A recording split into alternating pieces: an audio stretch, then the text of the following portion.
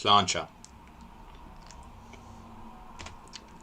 Welcome to Chatman FPL Game Week 29 and it's live. And the good news is I'm nowhere near as fucking shattered as I was Wednesday night. Early shout outs to FPL Captain, my man on the graphics. It's FPL Tactician, Simple Goal FPL, James Alapran, Ragtime, William, Lordy Leroy, Motley Barnett's FPL Banner, Talon Nadine 90, FPL Foam, CM Scout, FPL and FF Scout. Luke, thank you for everything you continue to do on this brilliant game for us. Who's early on in the chat here? Scala, Mark Dorney, Anurag, Heskibo, Another Hoops, Gary Shepherd, Ash, Talon Nadeem, Tags, Anurag. We are live. Thank you very much for joining me nice and early. Let's get into the team news, which I don't know. Anyone got Mikel Antonio? Alright, Suj, still shattered, is he? To be fair to Suj, when he said he was shattered, Suj wasn't saying, oh, I don't think he'll play or anything like that. All he said was that he looked shattered at the end of the game, and I've just watched Watford and Newcastle, to be honest. But the guys on my Slack channel are saying he looked knackered at the end of the game today as well. So he's leaving himself out there, isn't he? Yeah, he's going to be the one that got away. And Mohamed Salah sellers, how do you feel today? He starts, for those who watch my deadline stream, you'll know, and the guys on my advanced patrons will know as well, that I did think he'd start. It's the best chance of a haul for him. He's 3 goals behind Vardy. That was my thinking why it wasn't the obvious theme of Firmino out 33, Mane out 34, Salah this week. 4 days till the next game, another 7 days till Chelsea. It was only what happened with Firmino and Mane that really made it as a doubt, really, for me. But yeah, good luck Salah owners, good luck Liverpool owners. I've got Trent and Robbo. Obviously Trent's benched, which was a little bit more expected, I think. I imagine Trent will come on and finish with a 4-pointer, as he'll come on and get an assist, because it's just what Trent does, basically. So, let's get into team news and see where we're at for Champman. As per usual, I've avoided the team news. I will be watching Liverpool and Burnley as well, so I'll keep you very much up to date in terms of what's happening with that as well. Myself, this week, in terms of my own moves, those who watched in the week will know I was very much considering a wild card. That's not what's happened. I actually nearly rolled, believe it or not.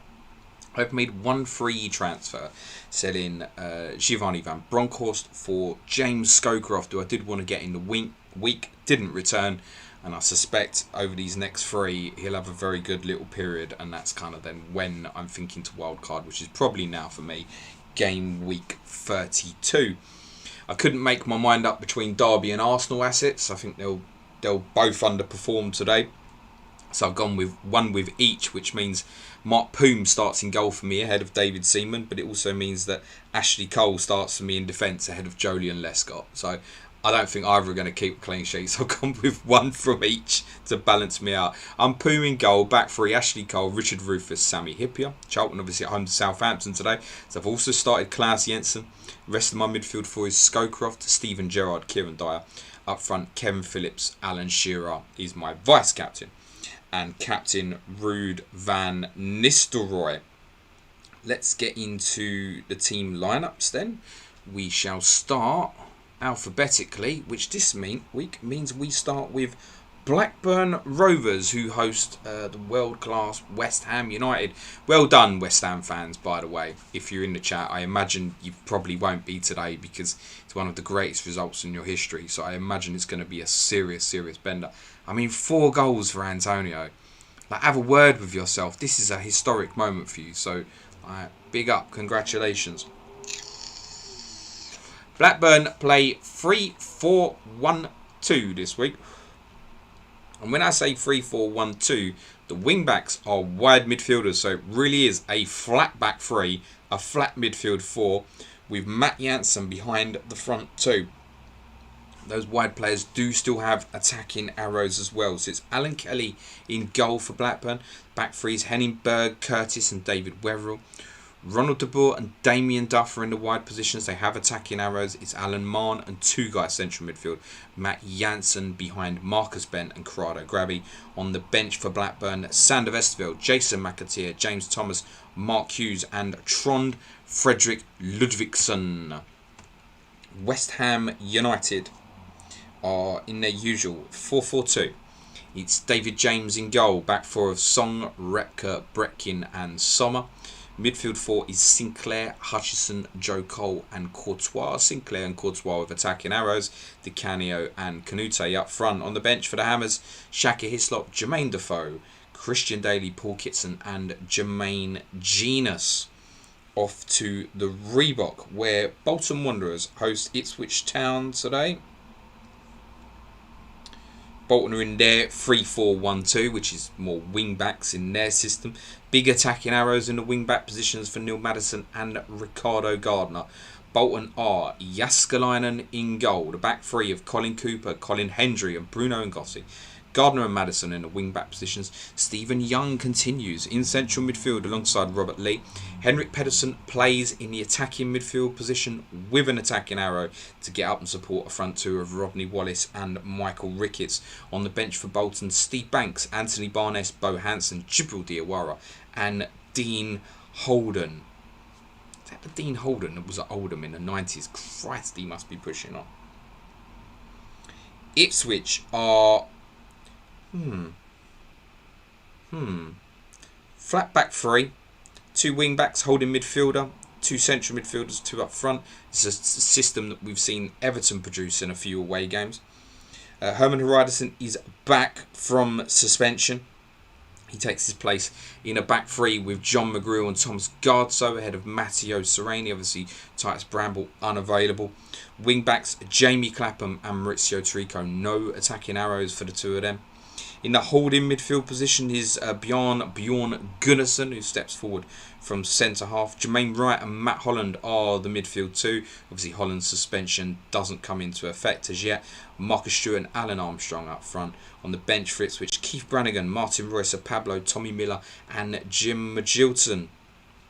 Off to the Valley, where Charlton host Southampton. And I'm trying to take advantage of it today with Richard Rufus and Klaus Jensen both in my lineup. They both start. Charlton obviously without Jason Wilcox on a mix of life support machine and stub toe. Dean Kiley is in goal for Charlton. The back four is Luke Young at right back with Radistin Kishishev unavailable. Centre halves and Rufus and Danny Fish is back from the African nations. Chris Powell plays left back. Mark Kinsella and John Robinson play in the wide positions with attacking arrows. Jensen is partnered in central midfield by Gary McAllister. Up front, Jason Yule and also back from the African nations, Sean Bartlett. On the bench for Charlton, Ben Roberts, Andy Reid, Graham Stewart, Jonathan Fortune and Jonathan Johansson. Their opponents Southampton play 4-4-2. Rory Delap plays right midfield with a big attacking arrow. On the left, a big attacking arrow too for Adrian Kikeres. It's Paul Jones in goal. The back four is Dodd, Tahar, Lundikvarm and Bridge. Midfield four is Delap, Draper, Ray and Kikeres. BT back in the lineup alongside Marion Pahars up front. On the bench for Saints, Neil Moss, Dan Petrescu, Joe Tesson, Matt Oakley and Gary Monk. Off to Pride Park, where Derby County host Leicester City today. It's 3-5-2 for Derby. Back three is Poom with Lescott, Carbonari and Elliott in front. Carbonari to step out from that back three. Seth Johnson at left wing back. Stefano Aranio is back, plays right wing back. Small attacking arrows for those two wing backs. The flat midfield three is Daryl Powell, Simo Valakari and Craig Burley. On the bench for Derby, Fabrizio Ravanelli and Malcolm Christie. That's on the bench. The fuck. Up front, the split forwards, Fabrizio Ravanelli and Malcolm Christie. On the bench for Derby, Andy Oakes, Daniele Dino, Adam Murray, Marvin Robinson and Chris Rigger. They host Leicester City today. Leicester are Flowers in goal. The back four is Frank Sinclair, Matt Elliott, Matt Heath and Jerry Taggart plays left back. Taggart, my third substitute this week, following his goal at West Ham in midweek. Robbie Savage plays right midfield. Damien Delaney plays left midfield. There is no Joby McAnuff or Andy Impey in the Leicester squad. Dennis Wise and Muzzy Izzet continue together in central midfield. Attacking arrow for Izzet into a position where James Scowcroft can then attack to join Dean Sturridge up front. Leicester's bench is Ian Walker, Trevor Benjamin, Callum Davison, Gary Rowett and Matthew Jones. Looks for beer. Woo! Them fucking Brewdogs are great. Fulham host Everton at Craven Cottage. 4-4-2 for Fulham. Van der Sar in goal. I think this is the same back four as started in the week. It's Morrison at right back, Foster and Gomez centre half, Coleman at left back. John Harley plays on the left of midfield. Means Sylvan Legwinski's only a substitute. Malbronk and Collins centrally. Stolzers plays right midfield. Attacking arrows for Stolzers, Malbronk and Harley. That means Luis Boamorte plays up front with Steve Marley, meaning Luis Sahar, forever unlucky, is on the bench again alongside Sean Davis, Sylvan Legwinski, Bjarni Goldbeck and subkeeper Steve Crowdson. Everton go 5-3-2. Paul Gerrard in goal. Alan Stubbs centre of the back five. Unsworth and David Weir tasked with pushing out into wide positions on the ball, where Steve Watson and Gary Naismith can push right up. Abel Xavier plays central midfield and is tasked to drop right in to the back four in possession. Scott Gemmell and Tamuri Ketsbaya on debut are either side of him in midfield, and they are tasked with getting right up to support Kevin Campbell and Thomas Radzinski up front. On the bench for the Toffees, Steve Simonson, Edan Sowell, Nick Chadwick, Nicholas Alexanderson and Duncan Ferguson. To Ellen Road, big game in the hunt for Champions League places between Leeds United and Arsenal. Ian Hart obviously not back fit as yet. Leeds are just about as expected, but Eyal Berkovic is only a substitute, interestingly. And Robbie Keane plays right up front with Mark Viduka. It's Martin in goal in a 4-4-2. Kelly, Radaby, Dewberry and Matteo. Matteo and Kelly tasked to get forward. The midfield four is Bakker, Batty, Decor and Harry Kewell. Viduka and Keane up front. On the bench for Leeds, Paul Robinson, Berkovic, Alan Smith, Michael Bridges and Alan Mabry. Their opponents, Arsenal, have a stronger team than what they put out against West Ham in the second part of their double game week, amusingly. David Seaman in goal. The back four is Lee Dixon, Tony Adams, Ashley Cole, that other geezer. Midfield four is Robert Perez, Albertini, Van Bronckhorst and Andrei Tikhonov. Perez and Tikhonov attacking arrows. So too has an attacking arrow Dennis Bergkamp, as he plays AMC in support of Thierry Henry up front. Francis Jeffers, I think, might have picked up an injury, if I remember correctly. On the bench for Arsenal, Richard Wright, Ray Parler, Frederick Lundberg, Oleg Luzny, Martin Keown. If he did, I think it was only short term. Over my head. Off to Anfield, where Liverpool host Chelsea today. Michael Owen continues up front. Jari Litmanen is his partner this week. Igor Biscan plays at right back. Steven Gerrard is also back in the Liverpool team. I've started Gerrard this week. Biscan a substitute, my first available sub. Dudek in goal for Liverpool in a 4-4-2. The back four are Biscan, Wright, Hippier and Risa. That's from right to left. Right to left in midfield, Smeetser, Gerrard, Berger and Barmby. Big attacking arrows for the two wide players, Smeetser and Barmby. Owen and Litmanen up front. On the bench, Kirkland, Hegem, Heskey, Partridge and Jamie Redknapp. Chelsea without Marcel Desailly through injury. Welcome back Celestine Babiaro to left back. Game week 28, hat-trick hero Mario Melchiot plays again at right back. Chelsea are Cudicini in goal, a back four of Melchiot, Terry, Gallus, Babiaro. The midfield four is Carboni, Lampard, Petit and Zenden. Small attacking arrows for Carboni and Zenden. Up front with Johnson injured is Mikel Forsell and Gianfranco Zola. On the bench for Chelsea, Mark Goodlad, Albert Ferrer, Roberto Di Matteo back from injury. I think that might be his first appearance in a squad this season, if I'm not mistaken. Joe Keenan and Jesper Gronkiar. We are about 5 minutes out to kick off. 3 more teams to give you. The headline news for Manchester United is that Ruud van Nistelrooy is obviously comfortably away from any injury concerns and starts again for Manchester United. When Sebastian Veron is back. David Beckham also plays central midfield with Veron. It means Phil Neville and Quinton Fortune in the wide positions. United are Barthez in goal. The back four is Gary Neville, Blanc, Johnson and Dennis Irwin with Mikel Silvestre absent. The midfield four is Phil Neville, Beckham, Veron and Fortune. Veron with his usual attacking arrow. Dwight York partners Ruud van Nistelrooy up front. On the bench for United, Lille, Andy Cole, Ronnie Woolworth, Paul Scholes and Wes Brown. Villa are 4-4-2. Juan Pablo Angel is out injured for a couple of weeks. Means Dion Dublin and Bosco Balaban up front. Olaf Melberg plays right back. George Boateng, interestingly, has a defensive arrow from a central midfield position, and he is in direct competition against Veron positionally today. So every chance Boateng may well track quite a few of those Veron runs today. Schmeichel in goal for Villa. Back four is Melberg, Alpay, Barry and Alan Wright. The midfield four is Stone, Boateng, Taylor, Hendry. Stone and Hendry do have attacking arrows in wide areas. Dublin and Balaban up front. On the bench, Peter Engelman, David Ginola, Stephen Carr, Mark Delaney and Mustafa Hadji. The official account tweets, the teams are on their way out for the 29th game week of Champman FPL. May your arrows be green and prepare for your Saturday afternoon entertainment to begin. Unless you're a West Ham fan, in which case it already began. By the way, the relegation is finished. It's finished. Villa and Bournemouth are gone. Good luck to you kids. You ain't going to pull that bat, I'm afraid. Sorry. Sunderland host Newcastle today in the Weartime Derby. I don't know what that accent was all about. 4-4-2 for the Wearsiders. It's Sullivan in goal. Back four is Mills, Issa, Tone, McCartney. Attacking arrows for Mills and McCartney.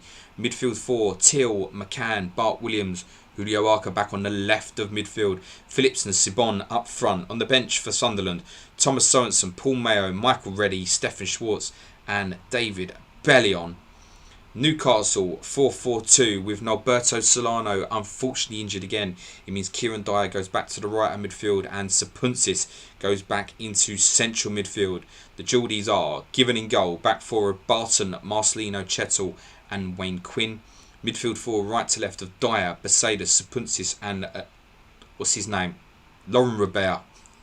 I had Olivia Robert in my head. Olivia Bernard and Laurent state of it. Laurent Robert. Kieran Dyer and Robert with attacking arrows. Cole Court and Alan Shearer up front. On the bench for the Geordies, Jimmy Walker, Craig Bellamy, Danny Cadamarteri, Robbie Elliott, Olivia Bernard and mascot Shula Amiyubi. And finally to White Hart Lane, where Spurs are going to dispatch Middlesbrough, who are on a big nosedive. The FPL equivalent of several red arrows for the Riversiders. Spurs are 3-4-1-2 and unfortunately Selakovic owners, he is back in central midfield with an attacking arrow as he was at Old Trafford in game week 28. Big plus for Spurs is the return of Dean Richards. Spurs are Keller in goal, back three of Richards, Perry and Bunjevcevic, Anderton and Ziga, big attacking arrows from wing back, Poyet and Selakovic in central midfield. Selakovic attacking arrow. Sheringham at AMC also has an attacking arrow to get up and support a front two of Sergei Rebrov and Stefan Iversen. I strongly considered buying Sergei Rebrov this week. Julio Arca was the other one. Again, I gave serious thought to. On the bench for Spurs, the often forgotten Cliff Mardella. Cliff Mardella. He's a sub-keeper. Richard Johnson, Andy Rushbury, Chris Armstrong and the Ginger Pele, Gary Doherty. Borough have Gareth Southgate back. Dean Gordon plays left back. He's also a defensive arrow for Paul Ince to try and track those Selakovic runs today as well. Borough are Crossley in goal. Back four of Boyce, Fester, Southgate, Gordon. Greening on the right. Johnson on the left. Those two have attacking arrows. Summerbell is Paul Ince's partner in midfield. As I said, Paul Ince with a defensive arrow, I guess, to try and track Selakovic. Boxic and Rickard up front. On the bench for Borough, Mark Schwarzer, Noel Whelan, Carlos Marinelli, Dean Windass and Robbie Stockdale. And with a minute to go to kick off, those are your teams for Champman Game Week 29. To confirm the Liverpool lineup today for you, in case you have missed that in real world against Burnley. It is Alisson, Nico Williams at right back. Trent is only a substitute. Joe Gomez, Virgil van Dijk, Andy Robertson. Fabinho and Wijnaldum partnered in midfield by Curtis Jones. Jordan Henderson out for the rest of the season. Liverpool are hopeful that he will be back in time for the start of next season. The front three is Mane, Salah, Firmino. On the bench for the Reds, Adrian, Lovren, Keita, Oxlade-Chamberlain, Minamino, Shaqiri, Origi, Alexander-Arnold and Harvey Elliott. Burnley make one change from the team that won at West Ham on Wednesday. Chris Wood, I've got eyes on potentially as an FPL asset for this run-in, genuinely. He's back in the side ahead of Mattia Vidra.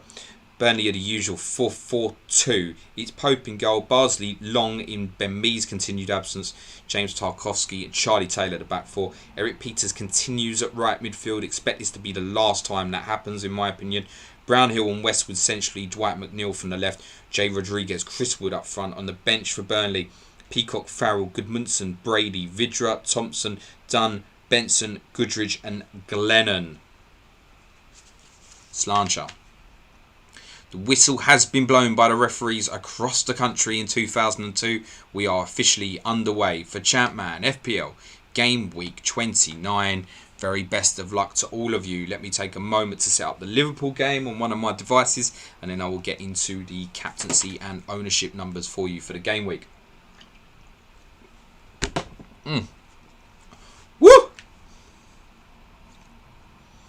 Well, I'm doing that. We lost the legend of our game today in Jack Charlton. Obviously a member of England's 1996 World Cup winning side, and led Republic of Ireland to their first ever World Cups.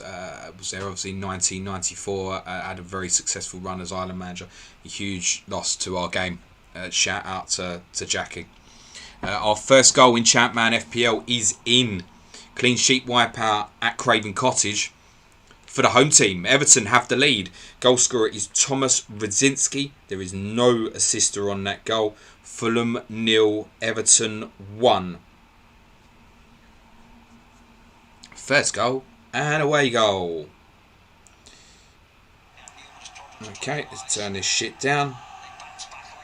If you want to watch along Liverpool and Burnley, I am 30 seconds in. I'm probably going to be behind most of you as I'm watching it on the BT Sport app, which is probably around at least a minute or so behind your televisions, if that's what you're watching on. So yeah, if you want to join in with me, I'm at 45 seconds now. No spoilers, don't ruin a fucking game for me. Robertson is my only in here. So yeah, 1-0 Liverpool, Robertson goal.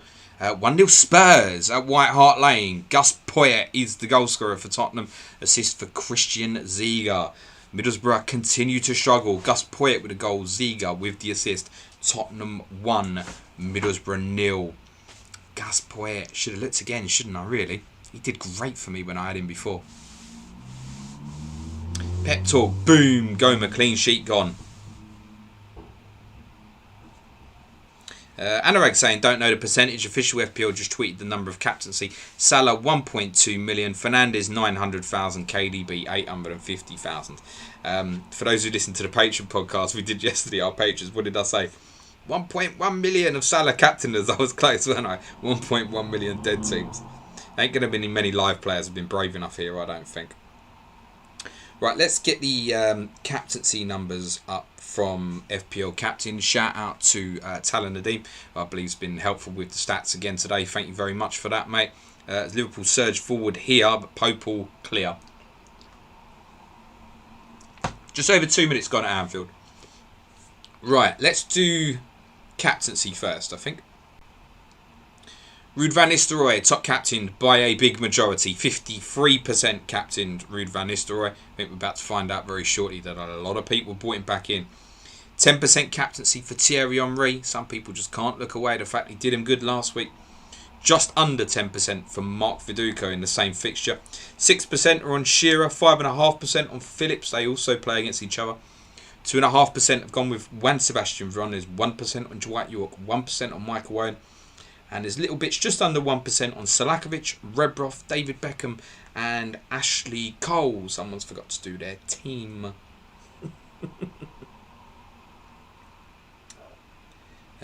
Ownership. Mark Viduka remains the most... Oh, hold on there, because there's a red card at Old Trafford for Aston Villa's Alan Wright, and Manchester United have a penalty. Oh dear, if you look up brain fart in the dictionary, there will be a gif of this. Dwight York brings the ball down in the box and Wright doesn't just trip him, he skives him down with 2 feet off the ground. Red card, Veron to take. My goodness, for Aston Villa. 4 minutes in at Old Trafford, potentially a goal down and down to 10 men. Bloody hell. But it's Veron to take. It would be a Dwight York assist if converted. We'll hold on for the news of that and then we'll go through the ownership numbers for you. Scored 1-0 to United. Veron the goal scorer. Dwight York with the assist. Villa already down to 10 men. Expect them to go ultra defensive. It will go one of two ways. There won't be many more, or United will go mental in the next 40 minutes. Break on here for Liverpool. Jones is going to feed this out, I think, to Williams on the right. Crossed in. It's a bit behind everybody. Ownership numbers. Viduka 71.1% owned. He's not lost any ownership from midweek. Ruud van Nistelrooy has gained 44% in ownership, up to 62.1% owned. Selakovic 56%, David Seaman 53%. Those are the only 4 above 50% ownership. Ashley Cole, Gianluca Festa, Herman Hreitzen, Alan Shearer all over 40% ownership. Jason Wilcox, stub toe and all. Alan Johnson, the postman, Dean Kiley and Ian Hart still owned over by 30%, and those above 20%. Laurent Blanc, Thierry Henry, Simo Valakri, Jerry Taggart, Stephen Gerrard, James Scowcroft, Mikel Silvestre, Igor Biscan, Kevin Phillips and Andre Stolzers. On the Gus Poyet goal for Spurs, it's a wonderful cross from Ziege and Poyet escapes the attention of the Middlesbrough defence to meet it with a firm header from 10 yards, giving Crossley no chance. And an update on the Thomas Radzinski goal, which was scored very early at Craven Cottage. More worries for Fulham. Gemmel's cross from the left is met by Stubbs. Van der Sar saves his header at point blank range, but it rolls to Radzinski, who can't miss from 4 yards. On transfers in, it will not surprise you then, Ruud van Nistelrooy's 490 new owners. The next most bought is Dennis Wise, 86, and then James Scowcroft, 75. Kevin Phillips has 73 new owners. I think that's potentially a sideways Shearer to Phillips there. Those are the 4 real ones, really. Silvestre and Stolzers, 43 new owners. I thought Silvestre was out, or have I missed that? Selakovic, 39. Taggart, 36. Veron, 32 new owners. And there's little bits of new ownership for Arca, Klaus Jensen, Laurent Blanc, Dwight York, David Beckham and Mario Melchior. On the Veron goal, no mistake from Veron, who reclaims penalty duties and coolly sends Peter Schmeichel the wrong way. This could be a long 85 minutes for the villains. Transfers out. Of course, loads of people would have sold Henry, wouldn't they? I hadn't given that much thought. But although most of that has obviously gone to Van Nistelrooy, Henry has lost 430 owners, 38% of overall ownership. Alan Shearer has also lost 122 owners, losing 11% of his market ownership. Norberto Solano has lost 93 owners, no sooner in but back out. 52 have decided to come off Ian Hart this week. Ashley Cole's lost 48 new owners. Judas has lost a few, unsurprisingly. I mean, why did you go there? Seriously, why did you go there? I don't like you. Why did you go there? Besaidis, Bramble, Van Bronckhorst, Bakker, Wilcox, Robbie Keane, Freddie Canute, Benito Carboni, Alan Johnson, Harry Kewell have also lost a little bit of ownership. Chips played this week. No free hits played. 44 wild cards activated. 6 bench boosts are in play. And there are 3 triple captain chips that have been played. And they are all on Ruud van Nistelrooy. Thank you very much, Tala and Chris, FPL captain. Thanks very much for all the info on that, guys. Much appreciated. Just coming up to the 8th minute mark at Anfield. Remains 0-0. Near Shakhtar's in. Afternoon all. What did I miss? Mikel Antonio going mother trucking mental, mate. Brent Davis. Veron York double up. Nice one, mate. Scala says, lol, Ruud van Nistelrooy takes when I have Veron, and then Veron now that I have Ruud. Yeah, that's the lie of the land, guys. If you're in the chat, you know what to do, right? Click that button. Brian Yule, York is bringing home the bacon now. I think he's brought the bacon home a few times, mate. Gary Shepherd, we're definitely due a headbutt red card. The Storm Legacy. Near Shakhtar, welcome York assist, Veron goal, Villa down to 10 men. Scala, yeah, it was a tough call between York / Veron or Ruud van Nistelrooy / Scowcroft. Went for the latter. Was that a tough call? Storm Legacy, Carboni in for Jeffers, Cole in for Silvestre. Scala, Silvestre is 100% fit, was just rotated today. Oh, okay. He played against Tottenham in the week, didn't he? 1 pointer. I do remember, you're quite right. I didn't doubt you for a second, by the way. Andy Cairns, afternoon, good luck for the game week. Gary Shepherd, Robertson already looking much better for Liverpool. He hasn't had a drink for about a week, has he? Gary, Joe Finney Butter, how many Mustafa Hadji captainers? I don't know, mate. But how did you feel when Danny Welbeck's effort earlier was that close to going over the line? But well done. Your team won. I told you, you'd be safe. Recluse, Antonio thinks he's on champ, man. Joe Jenkins, Veron captain on the first week I've ever owned him. Mark Dorney took a -8 for Ruud van Nistelrooy, York and Silvestre. Early update from Stadium of Light in that big North East derby and his early controversy. Chris Bart-Williams appears to clearly bring down Laurent Blanc inside the penalty area. Newcastle are furious, but the appeals are waved away. That really looked like a penalty. Shearer owners, you would potentially have been very unlucky and denied a penalty there at Stadium of Light. Andrew Martin's in. Afternoon, everyone. Sorry I'm late. Never words a man wants to hear, my friend. FPL Bricky, afternoon all. Good win for Luton last night. Very much was Bricky. 2-0 win at Huddersfield. You are very much in it, mate, and I wish you well. Although I'm a little bit Wigan for the next few weeks, I must say. But I do hope you stay up as well. Robertson in behind. Brilliant clearance away from Salah by, I think, James Tarkowski.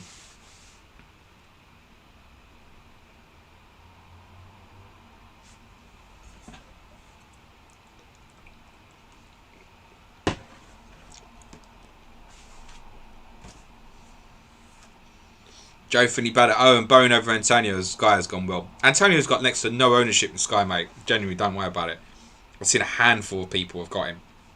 Good luck to him.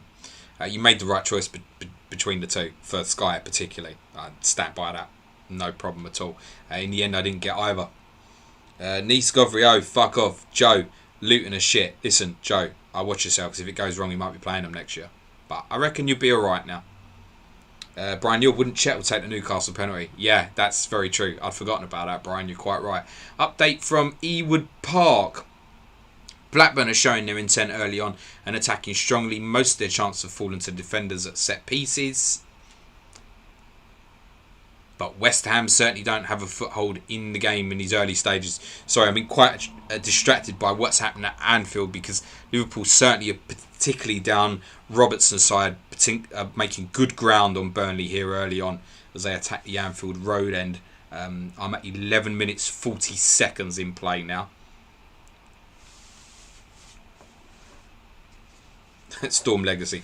Antonio and FPL will go from 1% to 50% overnight. They've still got a couple of good games, don't get me wrong. Watford and Villa with Man United sandwiched in the middle. But if you're buying, it was now, wasn't it? It's gone. Fucking go. It's not going to do that again, man. Just let it go. It's the one you missed. Andy Cairns, being late is a sign of intelligence. Okay. Chance for Firmino deflected over. The goal for Liverpool looks a matter of time on what I'm seeing at the moment. Mark Dorney, 25 of the top 1,000 in Sky have Antonio. There you go. Well done. They've all had a major haul there, but it's 25. It's 25 people. And none of them will have captained him, by the way. I'd bet money on that. None of them captained him. What, over like Liverpool and Man City both playing today? I don't think so. Someone's gone rogue on that if that's what they thought. I wouldn't hate the move, by the way. Goal at the Stadium of Light in that big North East derby. Doesn't need penalties. Alan Shearer has given Newcastle the lead. And the assister is Kieran Dyer. Nice combo for this champ man FPL manager. Shearer goal. Dyer with the assist. Sunderland 0. Newcastle 1. Kieran Dyer is tearing it up. It's no good value midfielders at that value. I've got Dyer and Scowcroft at that value. Go on, lads. Optimus, Antonio, 4 goals. Sure my second in my Premier League. Bring him this game week. I am the second this moment. You might not be any more, pal. I saw Tom Cantwell from Who Got the Assist tweeted out that someone he knew. Salah takes a free kick and bends it over. That's what happens when Trent's not on the pitch. That I saw a bench had Antonio and Issa Diop on the bench. I mean, I think that's going to be about 37 points between the two of them, I think. Leeds have a penalty at Ellen Road. Gary Kelly's cross from the right sees Viduka and Adams battling for the ball. Referee feels Adams has nudged Viduka in the back and awards a penalty. Eric Backer will take it. It would be an assist for Mark Viduka. I've left David Seaman on the bench and don't own Mark Viduka, so none of this can go very well for me. On the Shearer goal, what a start. The informed Dyer manages to nod a ball down for Shearer. He takes the touch to open up his body and levers the ball high into the top corner. But wait, there's another goal. Before that, to Ellen Road. Good lads. What's going to happen with this pen at Ellen Road? And then we've got more news incoming from the Stadium of Light as well.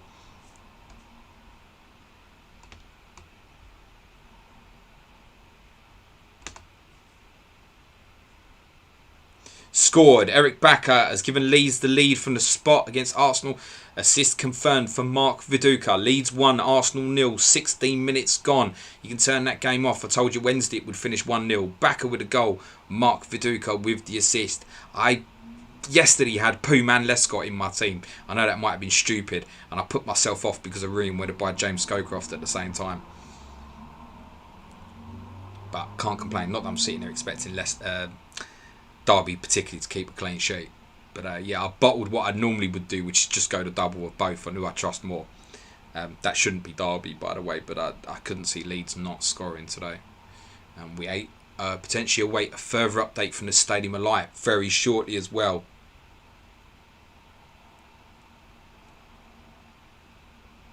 Worth saying that Manchester United have not scored again in the 12 minutes following that early red card for Aston Villa's Alan Wright.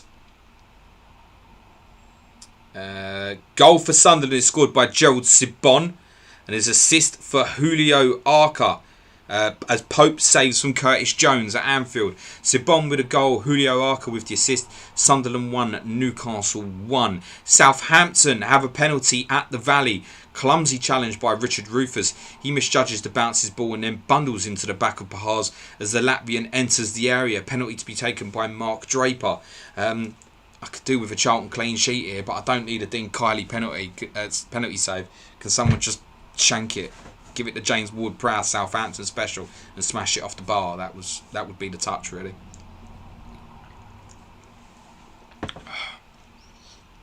Ash says he sold Backer for a hit. Mark Dorney, Backer's firmly on my bench.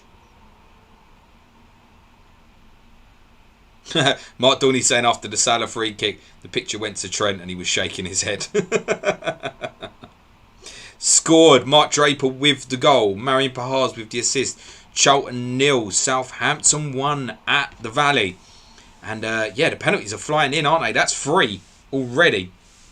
I think half the goals scored so far have been penalties. Potential chance for Salah here if he gets it down. Firmino, Salah. What a save from Pope. My goodness. That is a worldie. Brilliant save from Nick Pope. I'm at 17 minutes 27 seconds. Long ball forward from Gomez. Long gets his head to it. Salah gets on it. Firmino back to Salah. And Nick Pope's done great. He absolutely should get two hands on it because it's just to the side of him. But he does well to get it round the post as he does. Really good save. Big pressure from Liverpool here. Burnley just hanging on as far as I can see. On the Sibon goal at the Stadium of Light. What a response from the home side. Phillips finds Arca inside the area and the young Argentinian threads the ball across the area for Sibon to fire. First time pass given. It's all Liverpool. They are all over them. But Burnley are going to be relieved to get a goal kick off a ricochet off Wijnaldum there. On the back of goal for Leeds, no mistake from the Norwegian. His steady run up ends with a stutter, but then the ball being fired low into the corner net beyond David Seaman's despairing dive. Not the start Arsenal were looking for.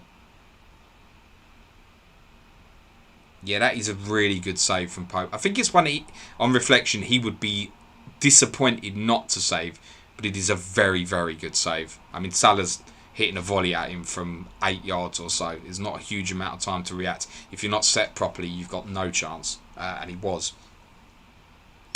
Equaliser for Fulham at Craven Cottage. Goal scorer is Steve Marley. There's an assist for Chris Coleman. Fulham 1, Everton 1. Marley with the goal. Assist for Chris Coleman. Storm Legacy, JWP penalty. That hurt. Thought I'd get an assist for an Ings penalty. You got a Danny Ings goal. I wouldn't complain, mate. Excuse me. Another hoops. Nick who? Yeah, I've left Nick Pope on the bench this week, so I kind of, I'm not wanting him to keep a clean sheet, mate. The way this game's going, Nick Pope is not keeping a clean sheet, mate. It's just, at the moment, it's just a matter of time until Liverpool score. Clues hopes we're not back to the puns now. No, the host of this programme will not allow that to happen. FPL captain, 5 returns in 3 tweets there.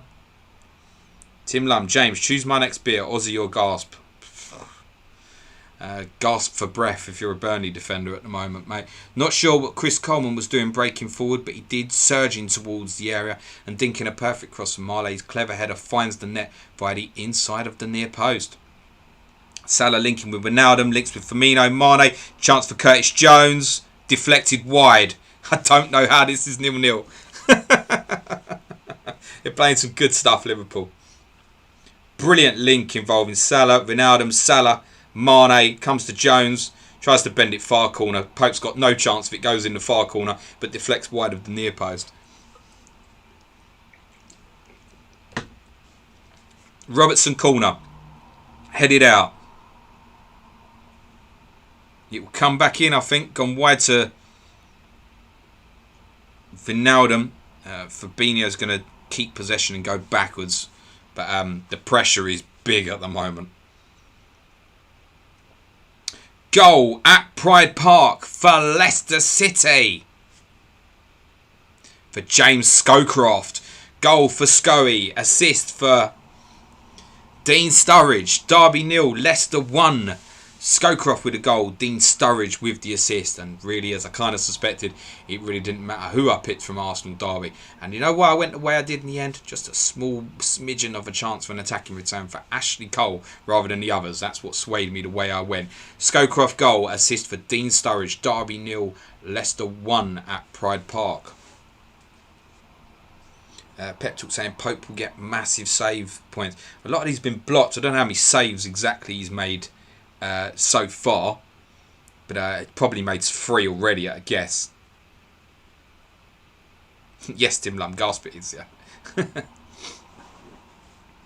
FPL Captain saying that Storm Legacy just need to not swap laptops during the stream. You're alright, Chris. On the Scowcroft goal, Dean Sturridge showing his inner Zinedine Zidane. He played a fantastic disguised through ball for the on-rushing Scowcroft. He advanced on Poom and then lofted the ball over him as the Estonian went to ground. Call as you like. Derby 0, Leicester 1. As the ball, I've just seen the cop for the first time. Charlie Taylor trying to swing in across for Burnley, but it's gone behind for a goal kick. Gary Shepherd saying this has got Burnley 1-0 written all over it. I suspect not. When Liverpool are in this mood, they will get you.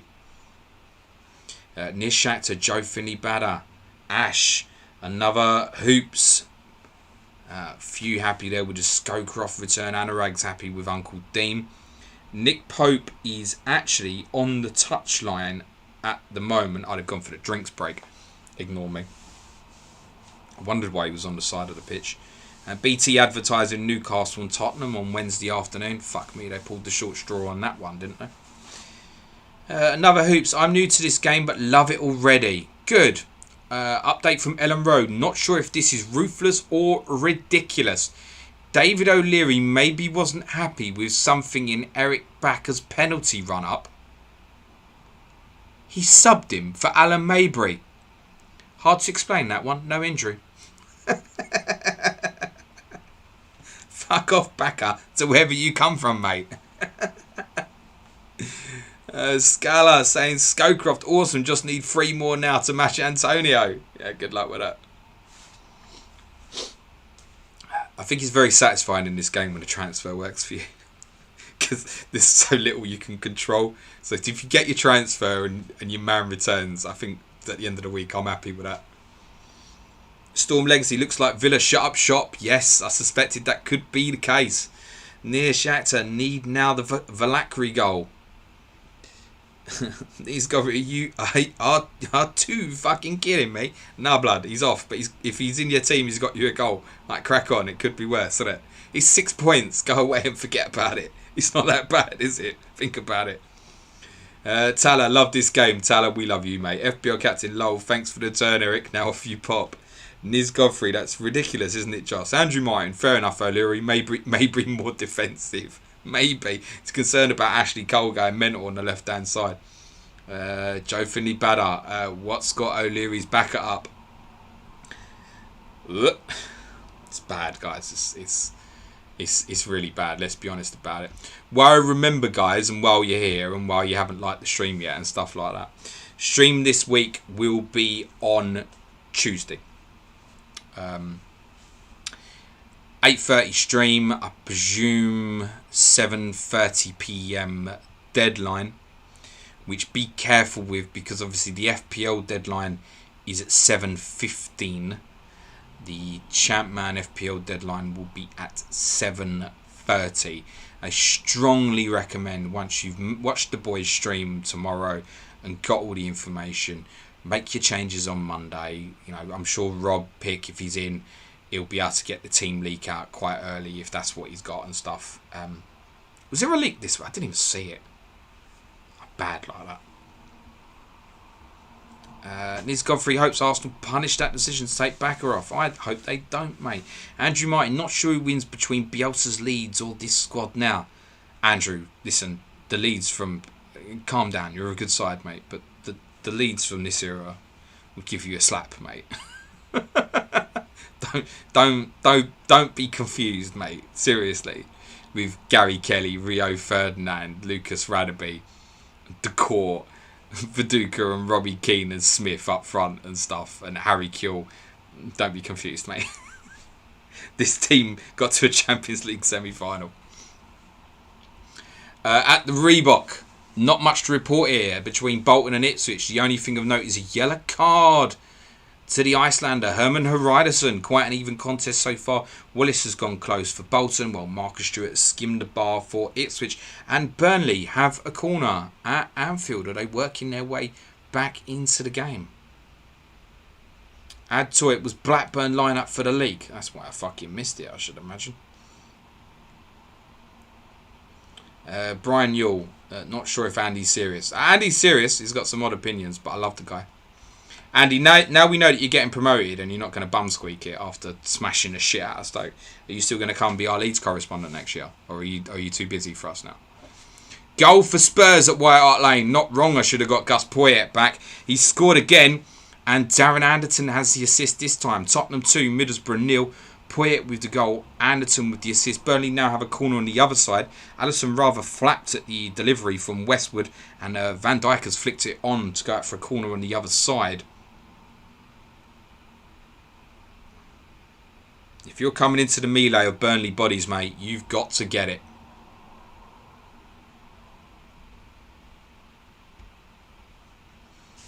Wait, this Burnley corner. Taken by McNeil, in swinger towards the back post. It's the one Burnley like. Drops down and cleared. And Liverpool could have a big counter on here. Very fortunately for them, I think Charlie Taylor got a nick on that to take it away from, I think, Cater. Cater is in the Liverpool lineup, isn't he? One of Wijnaldum or Cater's not in the Liverpool lineup. It's just fucking dawned on me. Was it Cater? I kept saying Wijnaldum earlier, didn't I? Don't worry, the other night I was getting Chamberlain and Firmino mixed up. I am watching again on a very small screen.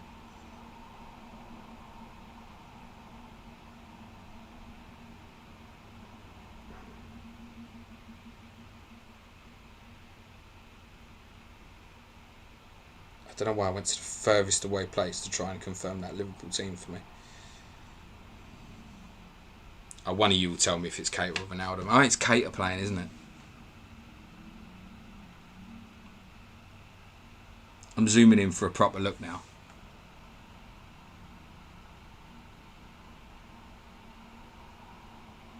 I still can't tell. He's on the far side of the pitch. Near Shakhtar. Not sure Mid will even get a European qualification. No, mate, they won't.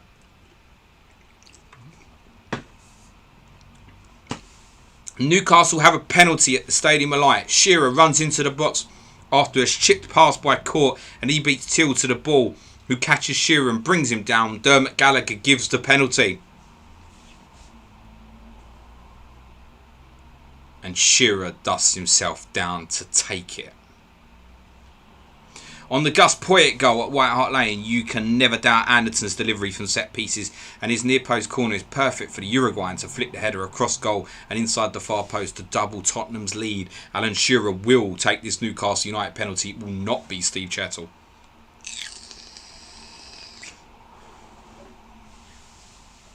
Thank you Brian Yule and Gary Shepherd and Ad Tor and Joe Finley Badder for confirming to me that it's Wijnaldum playing. I just convinced myself it was Cater. And here is Wijnaldum on the ball. Wasn't a great pass from Firmino, to be fair. Shearer has scored. Sunderland 1, Newcastle 2. Alan Shearer has a pair for Newcastle in the Tyne-Wear derby at the Stadium of Light. Sunderland 1, Newcastle 2. Obviously no assist as Shearer had won that penalty himself.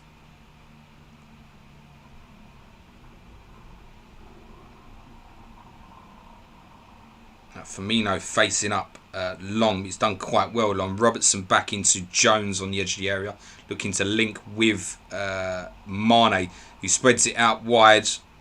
Cross from Williams is blocked, and good hold up by Rodriguez and Wood. They've played it well, Burnley. Rodriguez is actually bearing down on Gomez here, but it's been forced wide.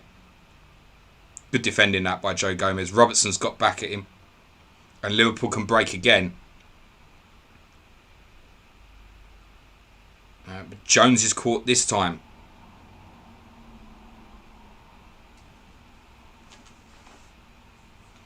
Emphatic penalty from Shearer, blasting the ball down the middle as Sullivan dives to his left. Newcastle regain the league.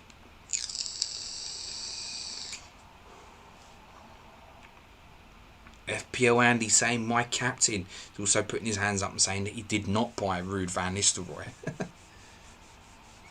Scala, Chettle, Lowell, Pens was the only reason to get him. Right, so we'll sell him now then, mate. A fairly difficult run of fixtures actually coming up, Newcastle. And I'll be very honest, had I bought Redroth today, I would have sold Shearer. That's the honest truth. Brian Yule, just when we think we have a handle on penalty takers, the game says nope. Yep. Veron taking for United again. Shearer taking again for Newcastle. Jonathan Nagy, Shearer, my ultimate troll. Owned him for 5 games, no returns. Mate, that's some going to even own him for 5 games and get fuck all out of him. Man's consistent. I think the main thing that made me hold on was he's going to be right up for this one. And man, don't blank often. Woodwork's been hit at the Valley. Jason Yule, who's been brought back in by Tomo, FPL Blade, and he's captained him, I believe, almost finds the equaliser. I think he's been on a bad run and he's thought, I might as well enjoy this. You don't get enjoyment out of this, pal. Sean Bartlett found him with a first-time pass and Yule stabbed goalwards, but his shot hit the crossbar and rebounded to safety. No one's mentioned Jason Yule for about 6 game weeks, but Tomo's brought him back. It's Southampton. Target Southampton. I understand that. Chance for Salah. Saved by Pope. Should have scored. So Mane into Salah eventually. Steps inside. Tries to beat Pope on the near post. Pope spreads his legs, and the fact that Salah stays low with his shot means it hits Pope's outstretched leg and goes out. Crosses in. Van Dijk will recover at the back post. Comes inside back to Curtis Jones, who's heavily involved in the game. Fabinho's going to look far post. Chance, big chance. It's in now this time. Goal scorer is Andrew Robertson. Get in, son. Andrew Robertson coming in off the right wing was just about the last person I expected to see scoring. But he'd obviously stayed out there having taken the corner. A great ball clipped into him. I think it was from Fabinho, I think. You could see that it really opened out. It's that ball that Tottenham looked for quite a lot for Serge Aurier.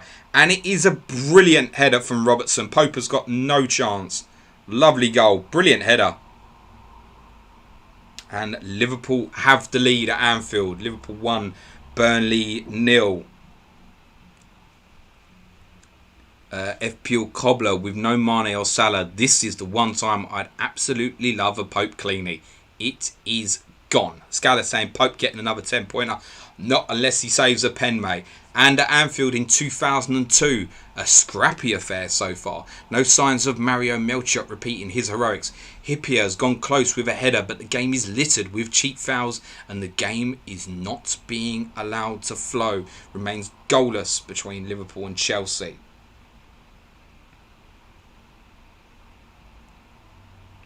Burnley will have a free kick. I'm trying to describe how it is. Beyond the penalty, somewhere in between the edge of the penalty area and the goal line, in a wide position, basically, obviously. It'll probably be swung inward from westward, I should imagine. Brian Newell, no one wants to allow Mane an assist. He should have about 17 since the restart. FPL Cobbler saying, I haven't seen that goal. Oh, never mind. Liverpool holding the line at 7 yards from goal. It's headed out at the near post by scorer Robertson. Burnley have ended up going all the way back to Pope. Mark Dorney, Pope has to be England #1 moving forward. Strongly disagree with that. He's a very good goalkeeper for Burnley. Would not be a very good goalkeeper for England. Dean Henderson now really on this restart should be trusted to have a chance. Niz Godfrey, Mane have not played one good game after the break. It might come. Ash Pope with a save point already. I mean, that was always on the cards, wasn't it? Andrew Martin, Robertson owner here. Eases the bow in pain. FPL Cobbler, does Manchild still own Westwood? I don't think he does, actually. Break on again for Liverpool. Firmino's going to look for Robertson left. Back inside to Mane. Gone wide right to Williams. He tries to come in and shoot left-footed and it's blocked. Goal at Ewood Park for Blackburn Rovers. John Curtis is the goal scorer against West Ham United and there's an assist for the Turkish Delight 2 guy. John Curtis, not to be confused with Curtis Jones, I nearly fucked up there, with a goal for Blackburn, assist for 2 guy. Blackburn 1, West Ham United 0. Mark Dorney, Henderson has a mistake in him. Not for me. Mark, they were mistaken him. You tell me you ain't seen Nick Pope make mistakes. He's been very good since this return. Don't get me wrong, mate. But Pope has got mistakes in him as well. Oddly enough, I don't think he's had a great season. Like his first season he had was his best season, I think. I mean, go and look at like the goal he concedes to. I think it was to Abraham at Chelsea. It's weird. He's known for errors as well, mate. He's very over-reliant on saving with his feet as well. And at international level, distribution of the ball is so much more important. And he's not a good kicker. He's not good with his feet. With Burnley, the game is slower for them. And obviously, it will go direct quite a lot. There's not too much passing it. Chipped balls into fullbacks and stuff like that. Southgate wants his goalkeepers to play for England. Which is why I think he still favours Jordan Pickford. But But Henderson can play it. I don't think Nick Pope can. Mane to Robertson in behind. It's gone out for a goal kick. I think Robertson might have been offside anyway. On the Curtis goal. Superb corner from Tugay. Curtis isn't the biggest, but he times his jump well and manages to divert the header low into the corner beyond David James. As soon as it's filled, though I'm not sure you can tell.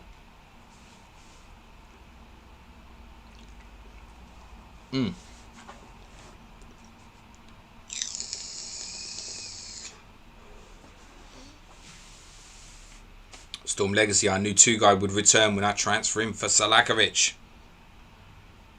Yeah, Gary Shepherd said every goalkeeper has a mistake in him. Joe Jenkins Curtis was not expecting that. Lovely. Near Shakhtar, Pope could have saved this one. I don't think you can get near that, in fairness. Wouldn't criticise him on that goal.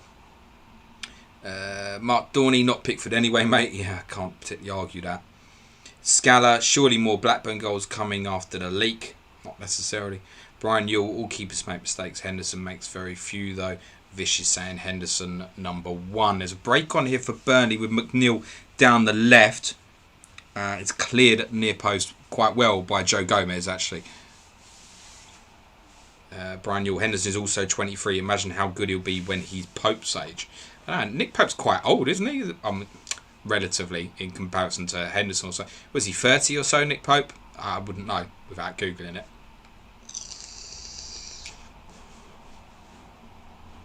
Van Dijk clears a cross that looked like it was potentially going to land right on Chris Wood's bonnet. Woodwork's been hit at White Hart Lane, so unlucky.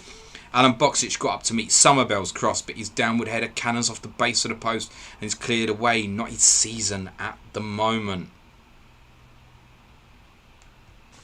Ian McAllister, Henderson will make mistakes as Man United keeper. Goalkeeper is a different position at Man United than at Sheffield United. Yes, I agree, and that's why I've been quite slow on the uptake of Henderson and saying that I think Southgate will still prefer Pickford, and I wouldn't be surprised if he would, because Southgate is far more concerned with what the goalkeeper's going to do with his feet than what he's going to do with his hands.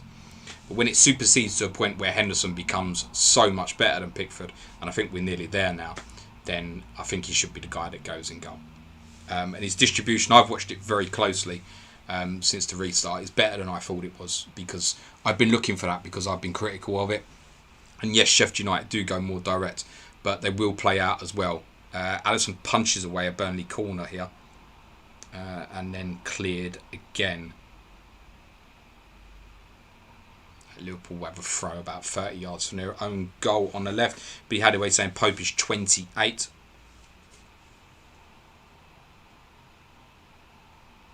Or 9, depending on how you look at it. Was he born on February the 29th or something, mate? Is that what the story is? Hang on. Ain't 9 4s 36. McNeil has had a shot blocked. Corner to Burnley. Expect that to be another westward in swinger, which is giving Liverpool a few problems. Really bad crossfield ball by Robertson that was cut out. Shouldn't be trying to play that ball, particularly on his weaker foot. Near Shakhtar, De Gea was better when he was 23. Not wrong there, mate. Niz said, Mo Salah, you can do it, mate. Probably the 5th wrong captain in a row. Ha ha ha ha. I think, Niz, if you've captained him today, really well done, mate. Like, genuinely, whether he returns or not. They are struggling on them corners, Liverpool. They are such a threat at them, Burnley.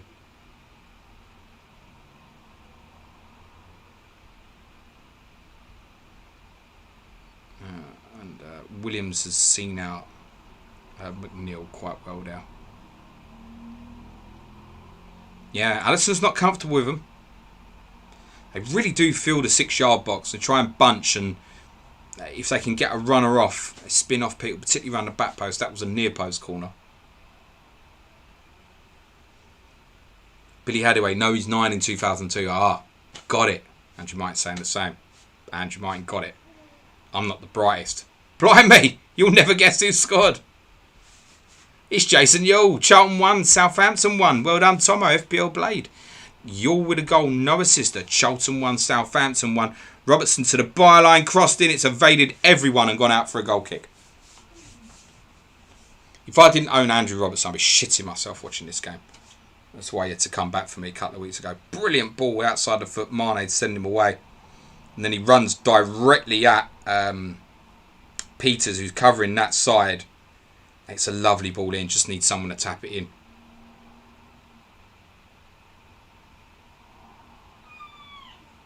I mean, as it stands, he would certainly be on for top bonus. Robertson is creating chances as well. He'll walk away with, as it would stand, a 15-pointer, I think.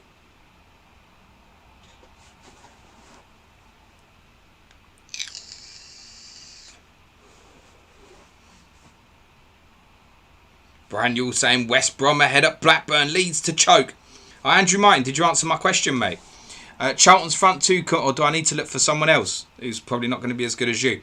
Charlton's front two combined. Bartlett's fierce shot is saved by Jones. He should probably hold it, but he squirms away and leaves Jason Newell free to slide the ball into the corner of the unguarded goal. Parity. There's no point giving Tomo the round of applause. I ain't seen him in the chat. Someone at him and say, Tomo, everyone stop taking the piss out of you. Jason Newell scored. Another hoops. Where's the Janssen assist at? Not rather have a Janssen goal, no, mate. Niz Godfrey saying, don't jinx Claude, mate. Claude?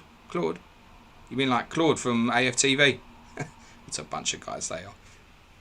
Excuse me. I haven't watched it for a while. I've been doing alright. FPL Cobbler, Hull in big trouble at the bottom. Losing again could be a lovely trip to the KC next season. There is a red card at Pride Park, and it is for Derby County's Seth Johnson. Wow. Scowcroft had a fine shot saved by Poom and turned behind for the corner as Savage prepared to take it. Johnson was exchanging words with Sturridge and then punched him in the face.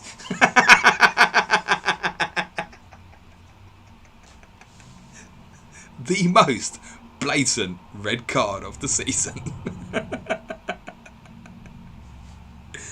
Loving the commentary, whoever's on comms there, mate. Just no bones about it. And then punched him in the face. At Liverpool on the overload here again. Firmino shot deflected wide for a corner.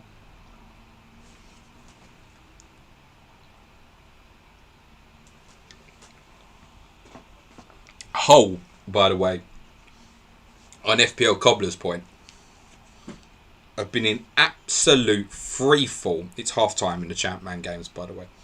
Absolute freefall since West Ham bought Jared Bowen. I think Bowen's goals was keeping them in a better position than they should have been. They have been dying on their arse since, and it does not surprise me to hear that they're getting beat again and probably on their way. Latest scores in the Championship.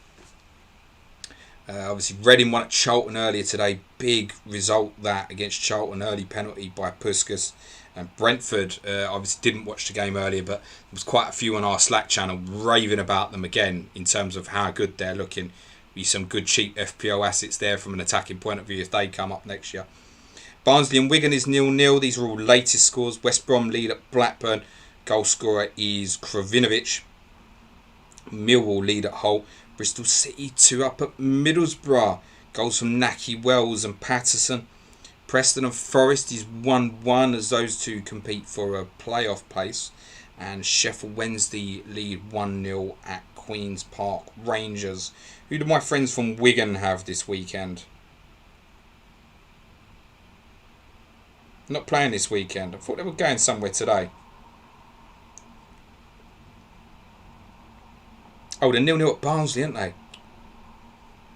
God, that's a massive game, isn't it? That's why Rob Pick's not in the chat. He's fucking watching Barnsley.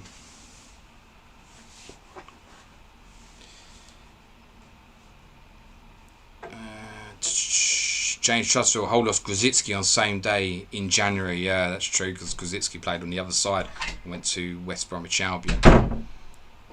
Scala says, lol, is Sturridge okay?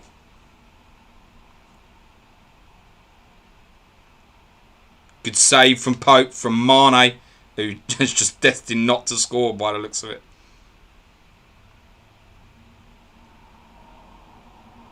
Brilliantly pulled out the air from Salah. Toes it into Mane. Brilliant turn onto his left.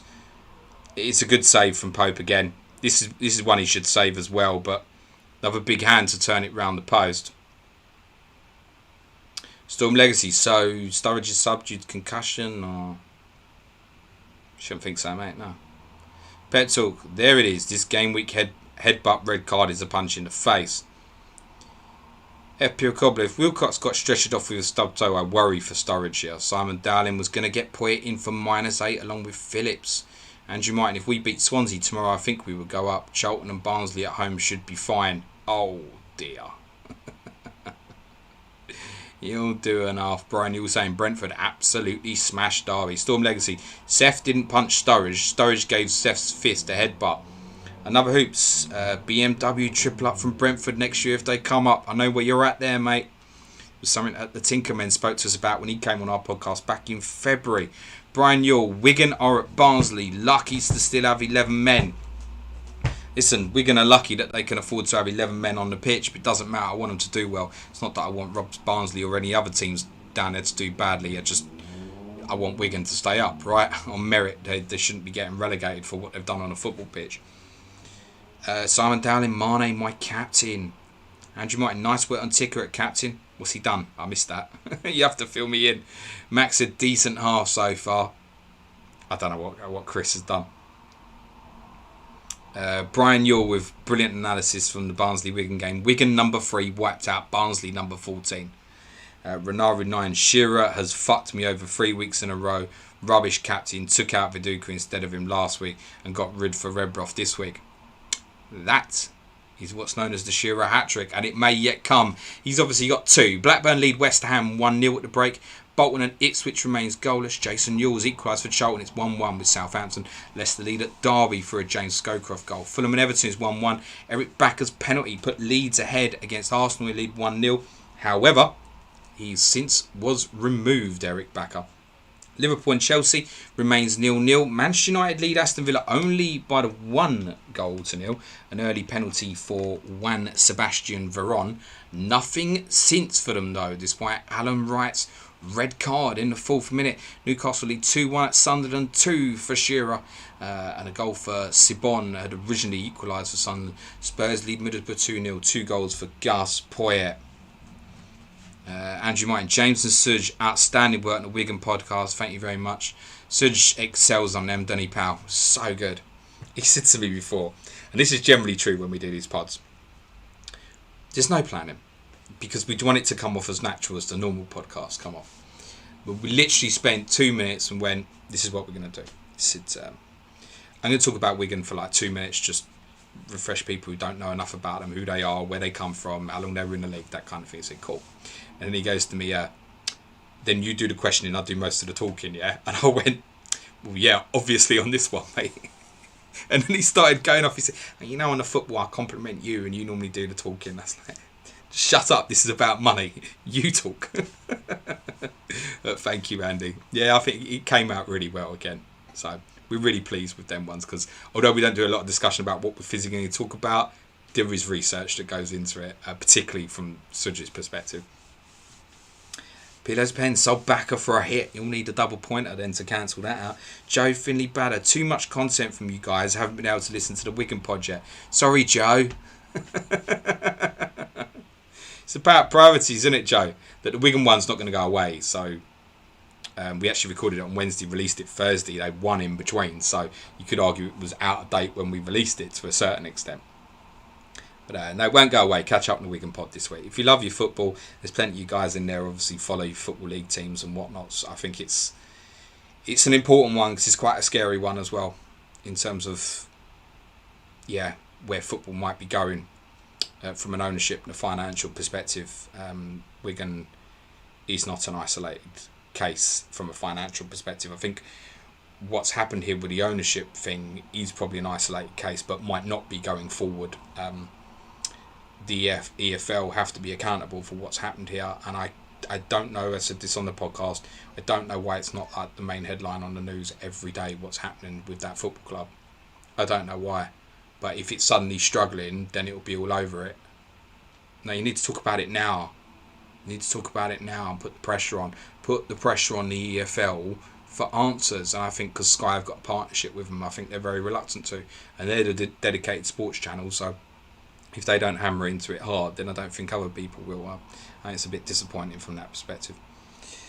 Cal, nightmare week in CMFPL so far. Loving it, James. Is there a typo in there somewhere, mate?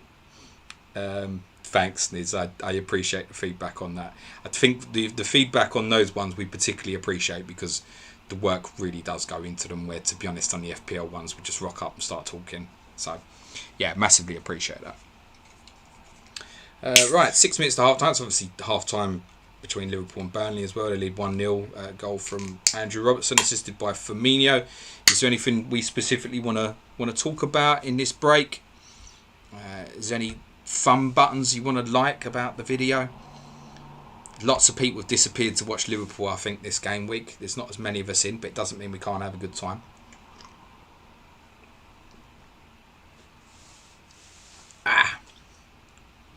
That would put Liverpool on 95 points, by the way, with a victory. 2 wins away from 101. Brian Newell had a look and can confirm my Manchild has not owned Westwood all season. My God, you looked for his team all season. That's disastrous. FPL Andy says, James, what are your opinions on Enick? Oh my God, is this the time or place? As this sounds like there's going to be a plane over the game tomorrow with Enick out. Yeah, I talked about this briefly on our Patreon podcast yesterday. I didn't mention it on the main podcast because I just knew we'd never fucking end otherwise. But yes, that's the rumour that I've heard as well, Andy. Enick's a business, and Tottenham Hotspur are run by a business, and the people at the head of the business are there to. I don't think they're not there to try and make the football club better, but they are as a profit-working organisation as well. The problem you have is, and I think people don't quite realise this, is the one thing me saying you got to sack Mourinho, and that's in the heat of the moment of my emotion. As I mentioned on yesterday's podcast, I think the only way he goes is if someone like Real Madrid does something stupid and decide they want him, because it's going to cost too much to sack him. I don't know the exact number, but put it this way, it'd be fucking buying a footballer, a good footballer, to sack him. I'd rather give up the good footballer, by the way, and just sack him and get a proper coach in who can work what we got, because that's what it's going to need to be. But it's going to cost a fortune. And the problem in terms of trying to buy Tottenham Hotspur at the moment is the amount of money it will cost. I don't think people quite realise what it will cost to buy Tottenham. So Newcastle United, if this deal goes through with the Saudis, 300 million, 350 million, whatever. It's not that big from a financial perspective. Now, if Spurs want these rich sugar daddies or whomever to come in and buy the football club, what you need to understand is that to buy Tottenham Hotspur, it's going to cost about 8 times more than it would to buy Newcastle. And you can say, oh, Tottenham aren't 8 times bigger than Newcastle. No, I know that. I realise that. But the size of the assets, with the stadium, with London, everything, makes Tottenham Hotspur their valuation. And that will come down quite a bit now with no Champions League football, by the way. It's not ridiculous to suggest £2 billion. Tottenham Hotspur would be one of the most expensive football clubs in the world to buy. Probably, in all honesty, only, I guess, Manchester United, Liverpool, Arsenal, Chelsea, Madrid, Barcelona would actually cost more. Huge in terms of trying to. So if someone was to come in like an Abramovich or a Sheikh Mansour to buy the football club, it's going to cost them 8 times more than what it would cost them to buy Newcastle. So what are they buying it for? What are they buying it for? Like, I mean, is it just literally because you've got that much money? You need £2 billion. You've got that much money that it just doesn't matter. Now, 2 billion, like I said, now going out the Champions League, he's probably going to start coming down towards nearer £1 billion, actually. But it's still going to be a fuck ton of money to buy that football club. I think the only way Tottenham get taken over, and I think this is the longer term where it's heading, is that eventually it will be owned by a business such as Amazon or Google. And I think it's potentially the first football club that may well be owned in that kind of way. And if it is owned in that way, it will still be extremely powerful.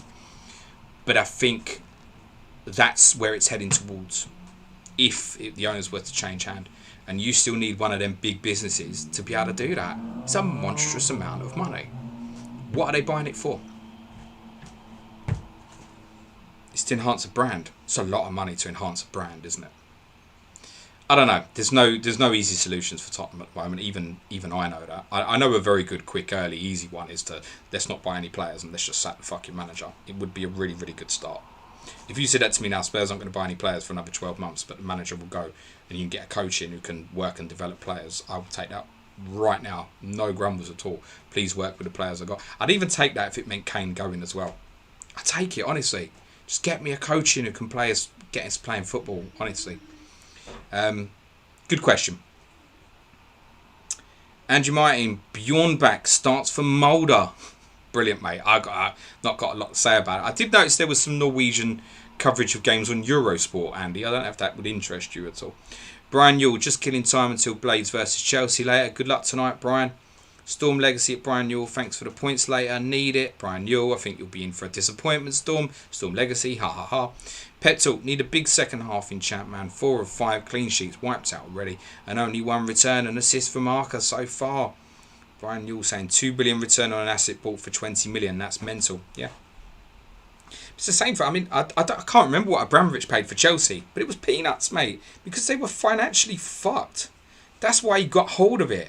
And look at the value of that club now, considering its history of having won a Champions League, etc. Its catchment area in one of the richest areas of London, etc. He bought it for nothing.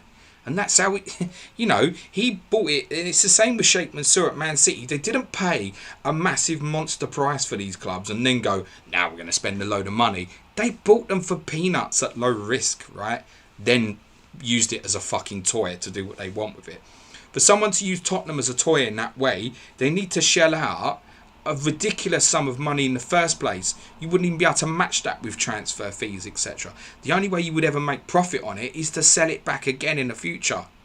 And in the meantime, to do that, you need to make it powerful. And that's not going to be cheap either. So it would literally be if someone just wanted to do it for crack, for the fun.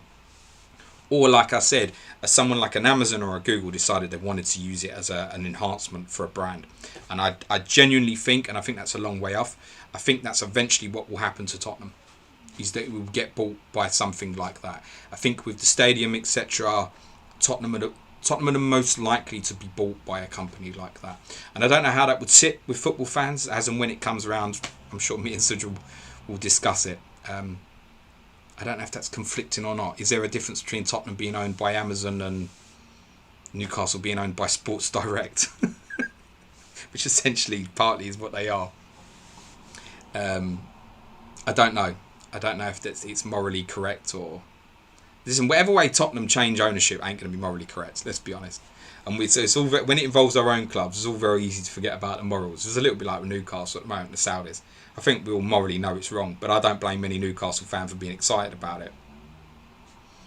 Second halves are underway in Champ, man. They have been for a couple of minutes or so. Clean sheets galore as it stands, they say. Though not many will hold, remain to be seen. Oh, they didn't say not many will hold. They said, though how many will hold remains to be seen. Well, I can tell you, as you can see, one of them has gone at Anfield. Steven Gerrard has given Liverpool the lead against Chelsea. And there's an assist for Patrick Berger. Liverpool 1, Chelsea 0. Gerrard with the goal. An assist for Patrick Berger. Excuse me. Alan Daddy, -8 to drop Shearer and bring Janssen in. Where are all the goals Blackburn's supposed to score? Who told you they were going to score goals? Storm Legacy, the Kingdom of... You can just blame Luke, whether he said it or not. I'm down with that. Storm Legacy, the Kingdom of Saudi Arabia will need more good publicity in the coming years. There's that as well. FPL Andy, cheers mate. Haven't got round to listen to the Patreon pod yet. Apologies if you had to repeat yourself. We'll give it a listen after this. To be honest, I just spoke about it more now, Andy, than I did yesterday. But I did mention it a bit. What I kind of said is that for Tottenham fans, it's going to get worse before it gets better, is the reality. On the Gerrard goal, quiet first half, but the game is lit up by Gerrard. Berger finds himself and he has a lot... finds him and he has a lot to do, but drives forward. It's becoming his trademark, driving to the edge of the box and firing hard and low beyond Kudacini. Second half is about to kick off between Liverpool and Burnley in the Premier League. Heavy Finger 7 confirmed, James, we have in Romania live Norway League games on Eurosport. I don't know if the game's been live here, but I see Andrew Martin says, been watching the games on Eurosport, James. I'll be watching Mulder over Sheffield United v Chelsea later. It's amazing the difference 200 fans in the stands make. Listen, I can't be watching these games with this fucking fake crowd noise. Unbelievably bad. I don't know how anybody suffers with that. It's just so fake, and it's constantly on my mind that it's fake. Brian Yule saying Chelsea cost 140 million for Abramovich. Exactly. Like, I realise this is a lot of money, but it's not, is it? It's really not. It's basically what they've just played for Werner and Ziyech. It's not a fucking lot of money, and they got Werner and Ziyech on the cheap as well. Paul Coleman, Pope's doing my nut. Cool. Billy Hadaway, 80 million of that 140 million was debt. There you go. Just cleared the debt instantly, didn't it?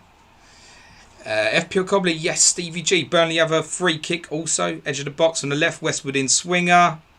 Cleared out of the near post by Robertson, not for the first time today. Robertson and Trent, both to 10, take those near post positions when the free kick is taken from the opposite side from them. Well, often you see them break out and on different sides of the pitch. Another Hoops, boo. Sold Gerrard this week on a wildcard. Scala, Berger just need me to sell him last week. Gary Shepherd, yes, forgot the fries, but at least I got the burger. Gary, you should have a look at yourself. Near Shatter, which team will have the 100 million for Kane? Not sure. That's the reason he's most likely to stay. Who's going to buy him under these circumstances?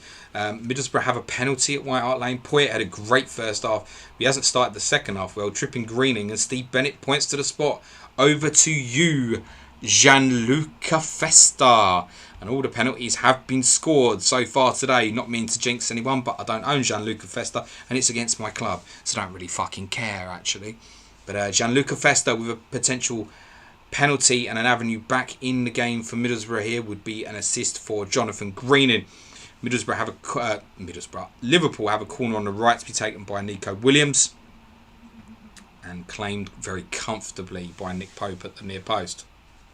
It had actually gone out for a goal kick in any case as well. Yeah, no one's paying that money for Kane, yeah, unless, I don't know, Juventus, Bayern Munich, Real Madrid, would they? Scored. Greening goal, assist. Festa goal. Greening assist. Tottenham 2, Middlesbrough 1. Festa goal. Greening assist. No, and I don't think Tottenham will let him go for 100 million either. I've said this before. I think it needs to be more than that. It might be under the climate that Tottenham look at that differently, particularly if Kane is looking to force a move. I suspect he wouldn't, and that's why I kind of think that he's most likely to leave next season, would be my opinion, because I think get people in a better financial state, people can then prepare their assets, their finances to prepare to buy someone like that. Whereas at the moment, going into this season, having been in the Champions League, etc. Big chance for Liverpool laid on by Salah. It's off the post by Firmino, who can't buy a goal at Anfield for fucking dust. But Salah played him in, he's beat Pope and he's hit the post. On the Festa goal, Keller probably should save it, but the ball sneaks beneath the American's right hand and into the net. Borough have a lifeline. It feels in this Champman game week so far there could be a big disparity in scores, actually, is the feeling I'm getting from some of these returnees. Simon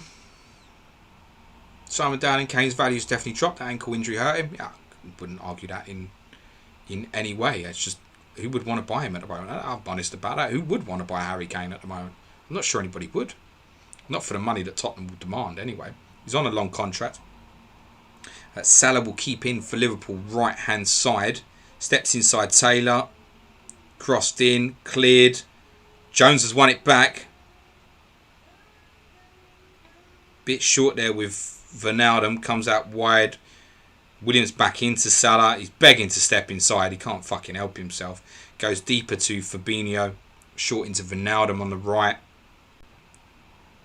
Williams wants to swing in. He's trying to play a 1-2. Wijnaldum's broken the lines. Steps inside. Cross cleared by Tarkowski. Liverpool win it back well with Fabinho. Jones links with Firmino. Steps inside, looking to play a 1-2. Unlucky. Pope claims.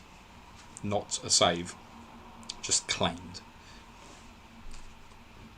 Brian Yule. Of course I benched Festa.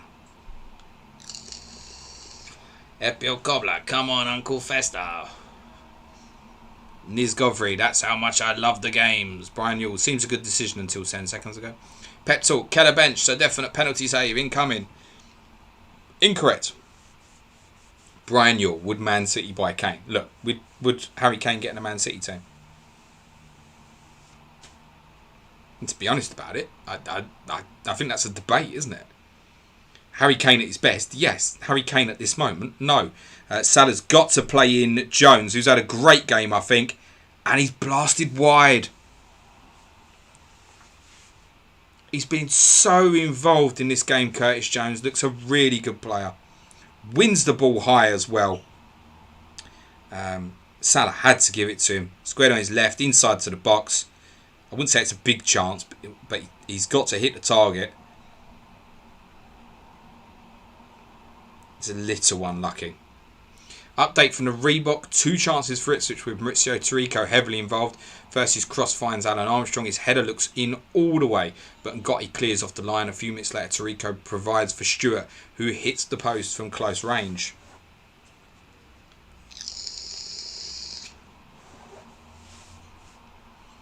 Niz, Mo has been so unlucky so far. Keep going, mate. FPL captain, 5th goal for Festa. I've got 7th return. Go on, captain. Gary Shepherd, 9 million too much. Listen, I won't buy Harry Kane next season with Mourinho's manager if Harry Kane's 7 million, mate. I'm telling you, I ain't fucking going there again. It's no good for my mental health. Update from Anfield. Early changes on both sides here.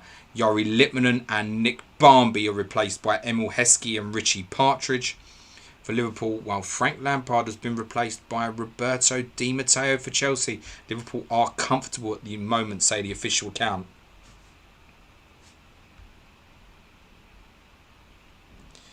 Storm Legacy has put something in the chat because I don't think he wants to wind me up, but it's going to get me wound up.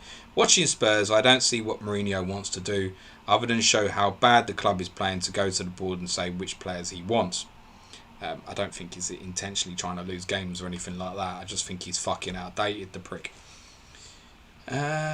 Storm Legacy, thing with that, Daniel Levy, FPL Code, do we think TAA is coming on today? I've got a cheeky 5 points from Key Codes come on, so hoping not now.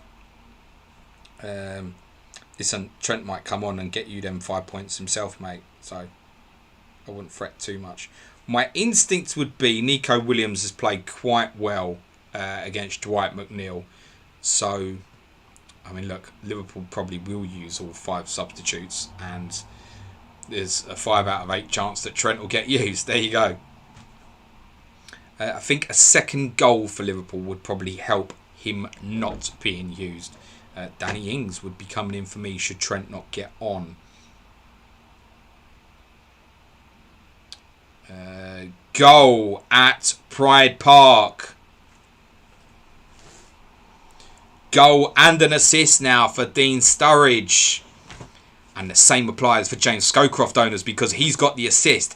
It's Sturridge and Scowcroft at the double for Leicester. Derby 0, Leicester 2. Sturridge with a goal this time. Scowcroft with the assist. Alisson saves from a fairly routine shot from the edge of the box from Jay Rodriguez. Derby 0, Leicester 2 at Pride Park.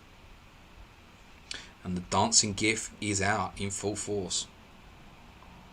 Cal says Festa rooted to the bench. Brian Newell, I'd like a 0-0 at the Reebok.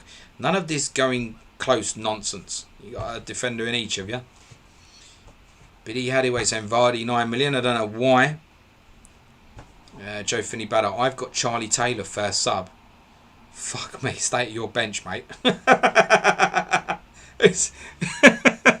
Joe, who's the rest of your bench? Get in! Klaus Jensen at the Valley. Charlton 2, Southampton 1. Klaus Jensen has the goal for Charlton. Charlton 2, Southampton 1.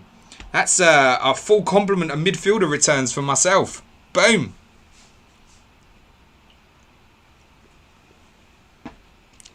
Charlton 2, Saints 1. No assister. Klaus Jensen with a goal.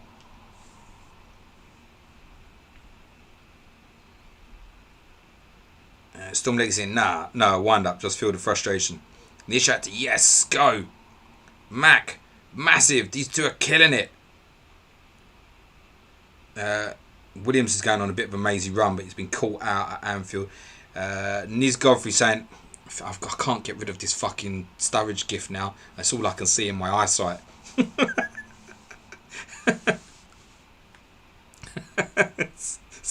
It's slightly fucking annoying. It's just there over and over again. There is a debut goal for Tamuri Ketsbaya at Craven Cottage. Fulham 1, Everton 2.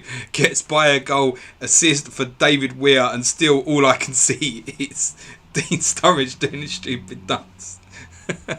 Jay Rodriguez had a header saved by Alisson but was offside in any case. Fulham 1, Everton 2. Ketsbaya goal, David Weir with the assist. Rodriguez was well offside. Joe Finney Batter says, and I'm bench boosting in game week 37. As long as you've got a plan, mate. Scatter says, Scowcroft, nice. Should have got Sturridge over Rude. Yeah, okay. We all needed Rude. Near Shatter, Klaus, Mac, Klaus, Brian Yule, good lad, Jensen. Joe Finney Batter's bench is Taylor, Stevens, and Hayden. Yeah, Taylor was first sub. You were saying it's got Man United Monday night. Yeah, I think I'd probably been tempted to put Hayden first sub, mate. None of them were getting anything. I hope all your starters play. What Man City coverage have you got later? Mind you, they'll come off the bench anyway, so it won't fucking matter whether they start or not. Okay, updates in Champ Man. On the Klaus Jensen goal, fantastic strike from the Dane. Lundikvan clears across and Jensen chests it down 25 yards out, taking a touch and then arcing a shot into the top corner with Jones grasping at nothing but air. Charlton have turned it round. They were behind, they're ahead. Another penalty to Middlesbrough at White Hart Lane. Spurs are gifting the opportunity to Middlesbrough to get back into the game. Keller clips Rickard as he races into the box and he's but Fester to step up once again. My goodness. And on the Sturridge goal, which has been tweeted as Scowcroft, but don't worry lads, I'm on it. The strike partner returns to favour for each other. Scowcroft drives to the byline and cuts the ball back perfectly. For Sturridge, you can take a touch before curling the ball low with his side foot into the bottom corner. And for those who have Gianluca Festa on your bench, shit, fuck. He scored again. Festa goal. Rickard assist. Tottenham 2, Middlesbrough 2. 2 penalties for Gianluca Festa. Tottenham 2, Middlesbrough 2. Can he repeat the heroics of Mario Melchior and return a defensive hat-trick? Seems. Probably needs to be that way, doesn't it? Seems. Ah, dear.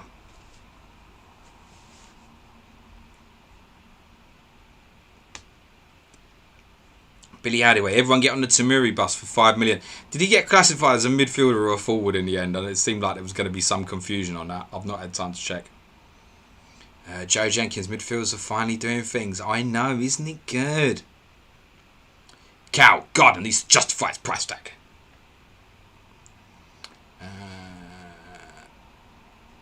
Billy Hadaway. Near asked if there'd ever been a good FPL forward at 9 million. Oh, bloody sure there has been. Yeah, absolutely. Someone was saying Vardy. Yeah, spot on. You could argue Marcus Rashford, even at times this year, was someone I owned over the Christmas period, and that was doing great, wasn't he?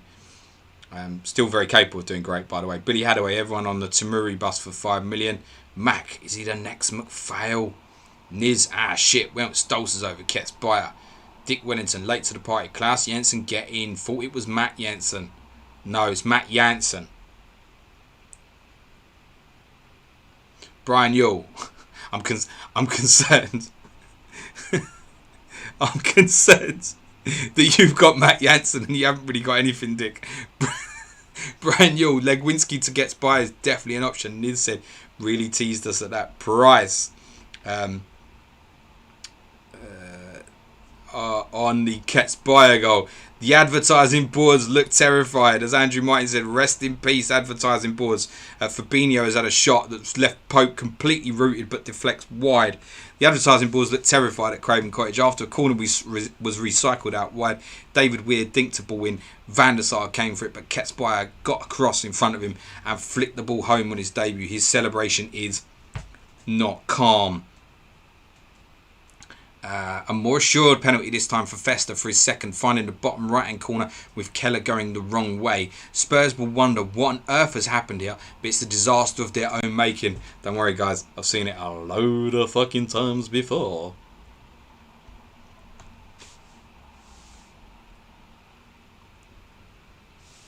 Max saying rather Festa burns me than Salakovic. Brian Yule, Champman FPL, why do you hate me so much? I don't know. Tweet the guys. Leeds 1, Arsenal 0. An update. Demetrio Albertini doesn't make the hour, even though we are at 64 minutes. Replaced by Ray Parler. But there wasn't a lot going on subs-wise, was there? Quite a tight affair here. Arsenal were marshalling Viduka and co well, but struggling to create their own chances. I told you on Wednesday that would be 1-0 to Leeds. I don't care how many sims are seen as different. I know the sim I'm playing. Gary Shepherd, Festa scored on bench. Scala, come on, Seller, your turn for a pen. Nearshats are Festa 45% owned. That's a red for me. But is he in everyone's team? I mean, it's a few of you saying you've benched him, right? Chance for Liverpool. Big one for Salah. Oh dear, what has he done there? Pope was on the floor, which would have made it a lot of an easier chance than in reality it really was. Because Pope was on the floor, already reacting to an earlier shot that was blocked, and to say he shanked it over would be a little bit of an understatement. Fuck me. Is it about row 25? At Pride Park, Derby may be down to 10 men here, but they are putting up a fight and creating chances. Tim Flowers has been in inspired form.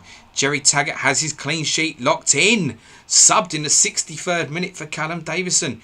He had been booked. So presumably a 5-pointer. Locked in for Jerry Taggart. You'll take that at his value. Andrew might confirm that Tamari Ketsbayer was in as a 5 million midfielder.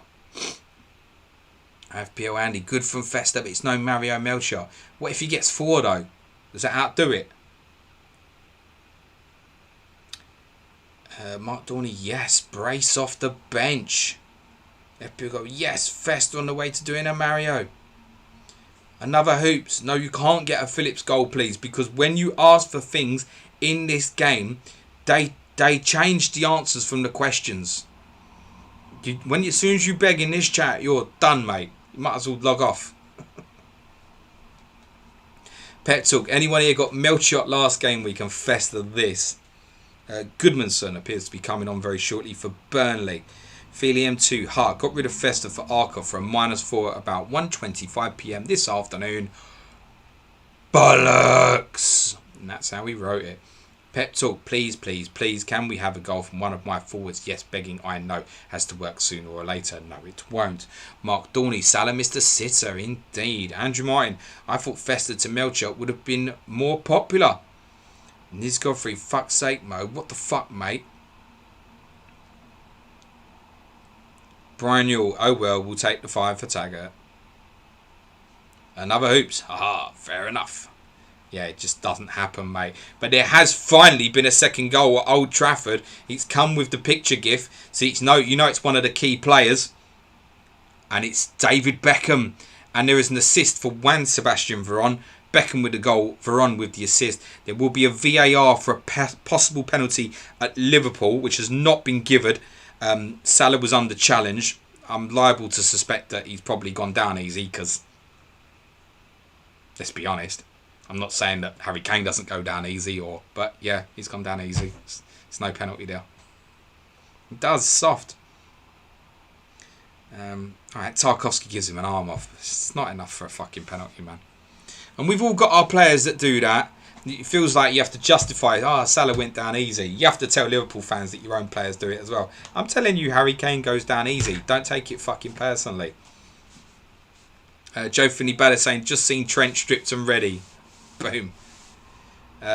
Goal at Anfield in 2002 for Vladimir Smica, assisted by Michael Owen. Liverpool 2, Chelsea 0. Smica with the goal, Michael Owen with the assist. You would think that should wrap up the points at the minimum for Liverpool in that game with 22 minutes to go.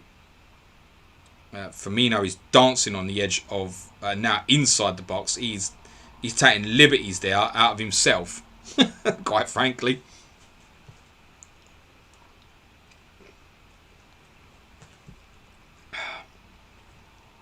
Another hoops. Can I get Kevin Phillips sub, please? It doesn't work, mate. It doesn't work. The computer system knows that you're not being real because it's already logged your previous comments.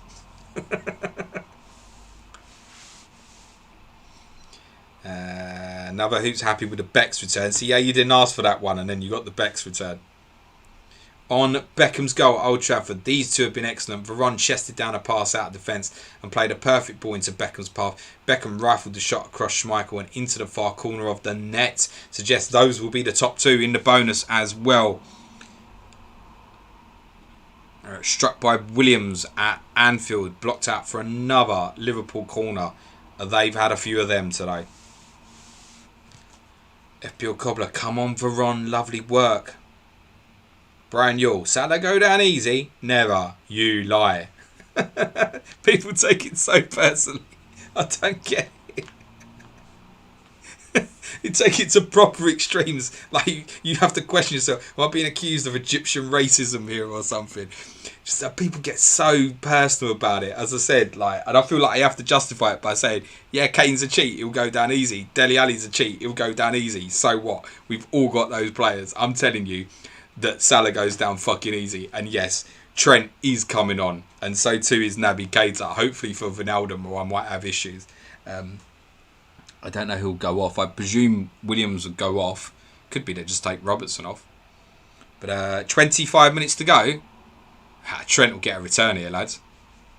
Don't worry about him coming on. Same as Robertson the other night. He'll get an attacking return here.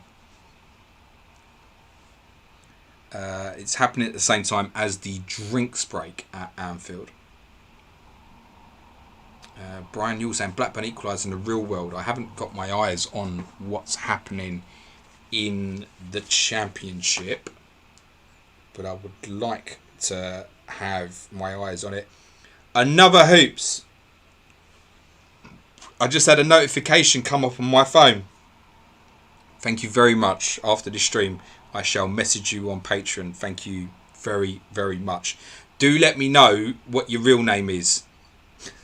Unless you just want me to call you Another Hoops forever. I'll call you Another Hoops on the stream, but if you're going to be a patron of mine, I'd like to get to know you a bit better. Right, what's happening in the Championship? So, Barnsley Wigan remains 0-0. Blackburn West Brom 1-1. That's potentially a big goal at the top of the league, obviously. Millwall lead at Hull. Bristol City 2 up at Middlesbrough still. Sheffield Wednesday 2 up at QPR. Preston Forest remains 1-1. That, as it stands, would leave West Brom 3 points clear of Brentford. West Brom level with Leeds, but Leeds have got an extra game to go in hand, which is that one that Andy Martin mentioned earlier against Swansea. Birmingham and Stoke, the only other two sides, have played 42. As it would stand, Wigan would be 9 points clear of Hull from safety. Goal difference, obviously, far better. Burnley have equalised at Anfield. Jay Rodriguez is the scorer. Liverpool's clean sheet is gone out of nowhere. Like a big motherfucking RKO, that, mate. Liverpool 1, Burnley 1. What happened there? Klopp is going ridiculous. Something, I don't know. He's just shaking his hands going ridiculous. Let's have a look here. It could be an appeal on an offside, possibly. No, I don't think so. It's one at the back post from, I think Tarkowski would have been onside. Yeah, I'm pretty sure that's Tarkowski, I think. And it's brilliantly finished by Rodriguez. VAR is checking it, but I'm pretty sure that Tarkowski, who wins the header, is onside. Mind you, there's two of them going for the same fucking ball. Yes, Tarkowski who wins it. That'll be a goal, I'm pretty sure. Tarkowski assist. Brilliant finish by Rodriguez. Liverpool 1, Burnley 1. Blame Trent. Goal is given. Substitutions at Anfield in 2002. Chelsea will look to change things up now. Carboni has been poor today and is coming off for Gronkia. Melchior, who has been utterly woeful, still hung over from last game week celebrations, is subbed for Ferrer. He gets a 4 out of 10. I mean, you don't need to tell us that. It's live in play. You shouldn't know that.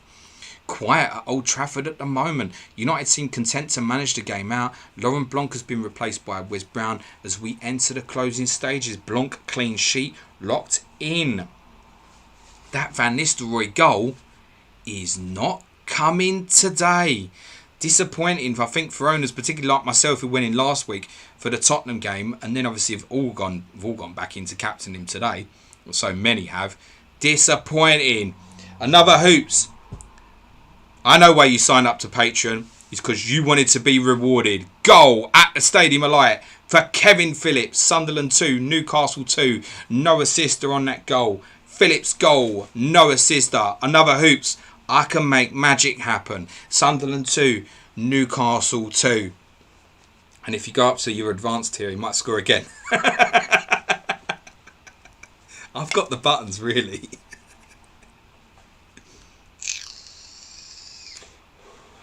FPL Cobbler, RKO, Rodriguez knockout. FPL Andy was happy with the Owen assist, getting last return before I probably get rude in. What are you waiting for? Another hoops, my pleasure, man. Love the content, you guys. But yeah, call me hoops. No problems. We'll go with hoops, mate. I'm down with that. I'll message you in about. To be honest, as soon as I finish it, I need to get in the shower and we need to go and get Harry a haircut. We've got an appointment at 6 o'clock because he looks a mess. Poor kid, he's doing fucking curls with his hair, and Mum's sitting there going, "Oh, please, thank you." And I'm like, he needs a fucking haircut. I'm going to get a fucking razor to this kid soon if we don't cut his hair. And then we're going around Mum and Dad's. But give me a little time. I will message you on Patreon, get you all the links shortly and that, mate. On Phillips' equaliser. Fantastic finish. Phillips pounces on a loose ball inside the area and strikes it fiercely. First time, the ball cannons off the crossbar, down onto the line and into the net. Oh, I love them ones. Stunning finish, and Sunderland are level. Gary Shepherd, Stoke really need to beat Birmingham tomorrow. Their only easy fixture left. Oosh. Pep talk. Trent not the best defensively, you see. But he had it ways with a Blanc clean sheet in the bag. Storm Legacy, Tarkovsky and Egan are in the points over the last two until Egan play Chelsea later. Paolo Di Canio has been sent off at Ewood Park. Oh no. Blackburn had just been awarded a free kick and two guy and Di Canio exchanged words. I'd imagine them two going at it. That's some fucking chip that. Then Di Canio shoved two guy to the floor.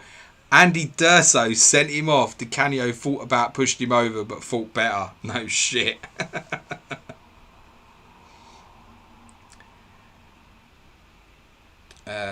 Hoop says, ask and you shall receive. Yeah, there you go, mate. Pope has just made another save, just to add to people's woes about Nick Pope, from Mane, but it was quite a comfortable one.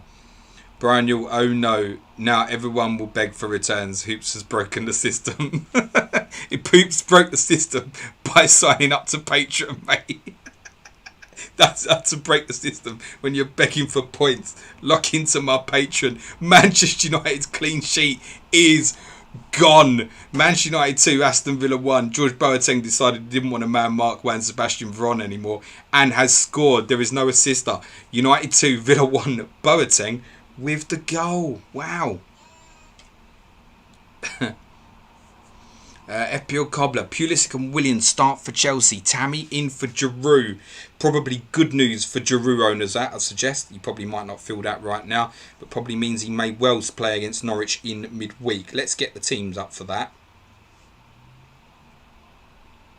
I think we'll start with Chelsea because most of us can guess the Sheffield United team. Please don't take that personally, Brian Yule.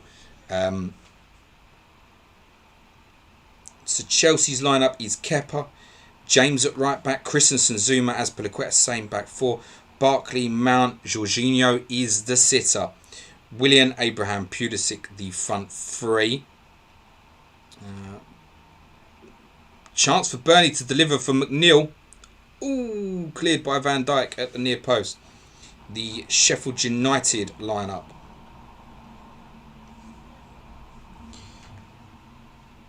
As Liverpool break at Anfield, Dave McGoldrick is back in the Sheffield United lineup. It's Henderson, Basham, Egan, O'Connell, Stevens, Baldock, Norwood, Osborne, Berg, McBurney, McGoldrick. It's what we kind of expected, bar, yeah, you can guess a little bit on the lottery of the forwards. Lundstrom is a substitute. Interestingly, John Lundstrom is on the bench for Sheffield United. Interesting. Okay, on the Boateng goal, I've just seen the replay of James J. Rodriguez goal again. That is a really good goal. Well, that wasn't in the script on the Boateng goal. Not that Jay Rodriguez's RKO was. Hadji chipped in a free kick. Lee Hendry's header deflected down off Ronnie Johnson and dropped perfectly for Boateng, who toe poked the ball into the net. Can Villa really fight back? Question. Excuse me.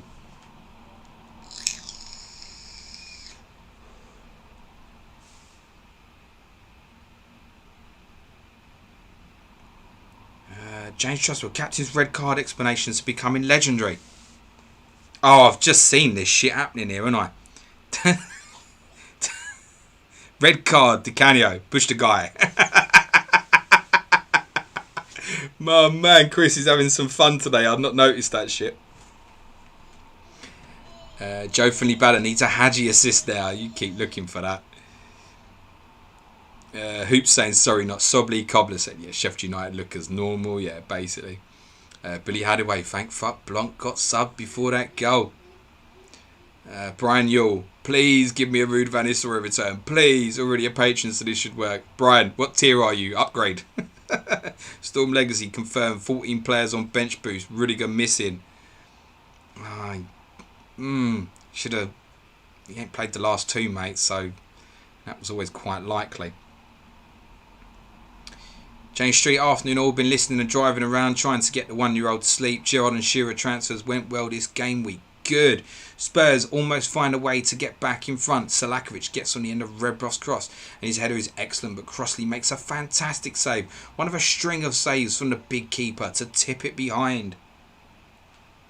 Brian, you're saying, yeah, plays exactly what you think it is. FPL captain, violent conduct just doesn't give the same impact. I quite agree. What did you put up earlier for your man Seth Johnson? Just punched a guy. Hello Luke. Melchior had to yet? No mate, he went off with a 4 out of 10 apparently about 10 minutes ago. So definitely not. 1 point I locked in for Melchior, mate. Unless he got booked, I might have missed that. Salah looking to link. Burnley have defended it well, as they do what they do. Must be said, from what I've seen of the game, and I've obviously been talking to you a lot while watching the game and trying to read the tweets, Liverpool should have had this game won twice over. No, really should have.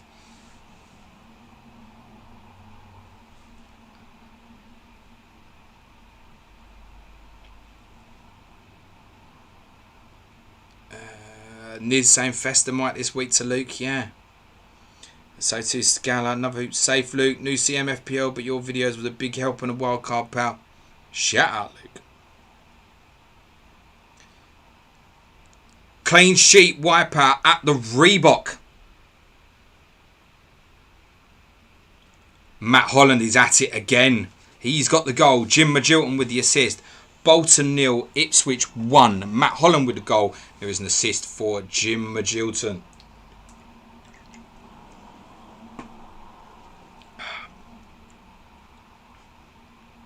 There is a booking incoming here for Joe Gomez has pulled back Mattia Vidra, who'd obviously come on. Brian Newell saying Wigan down to 10 men. Fox sent off.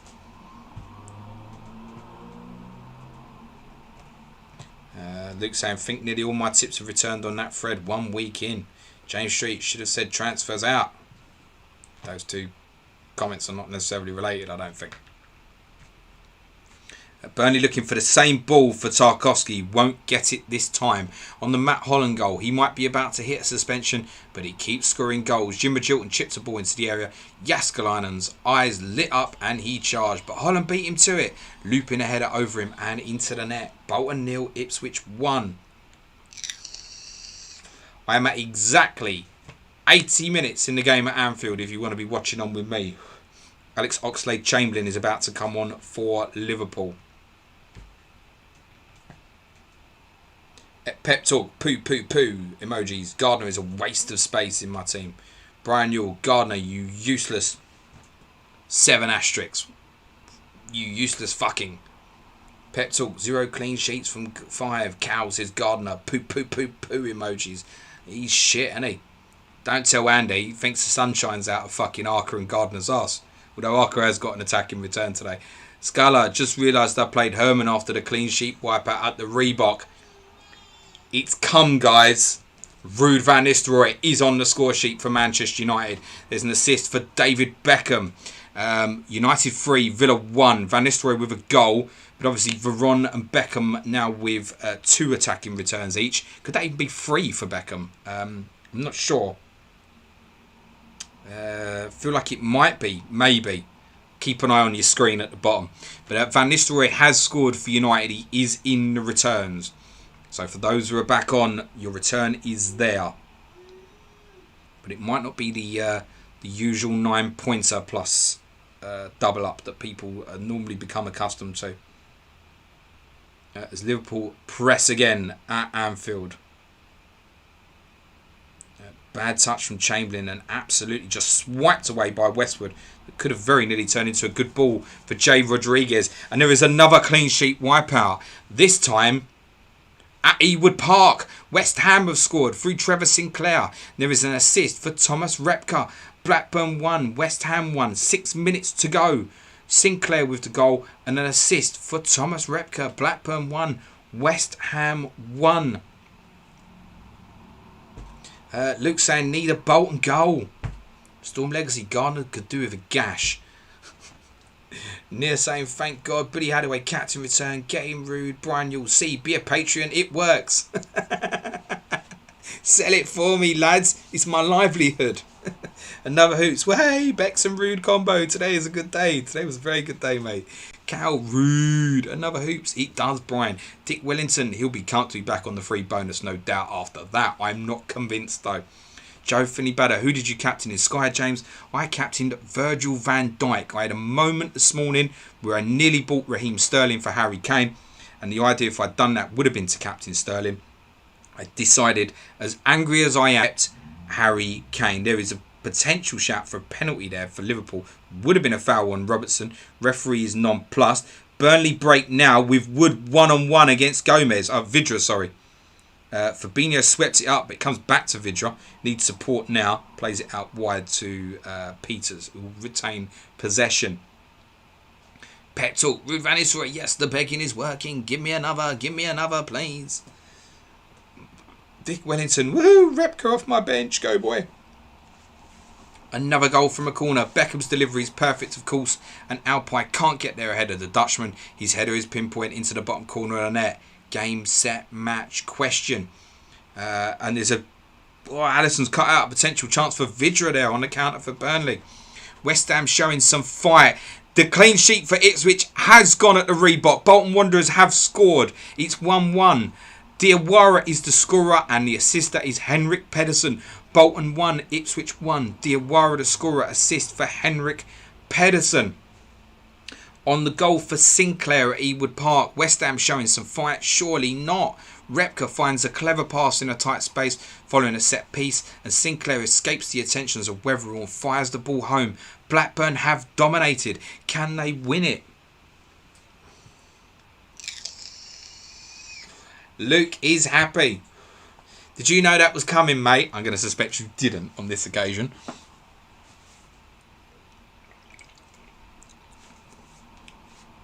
5.5 to go at Anfield in the Premier League. Trent's cross is deep. Pope is flapping, but he's got there. So typical him. He didn't really claim it. Oh, I think that's a penalty on Robertson, you know, from that earlier challenge. I've got it on mute and the game's obviously long continued. I don't know if the ball's gone out at all.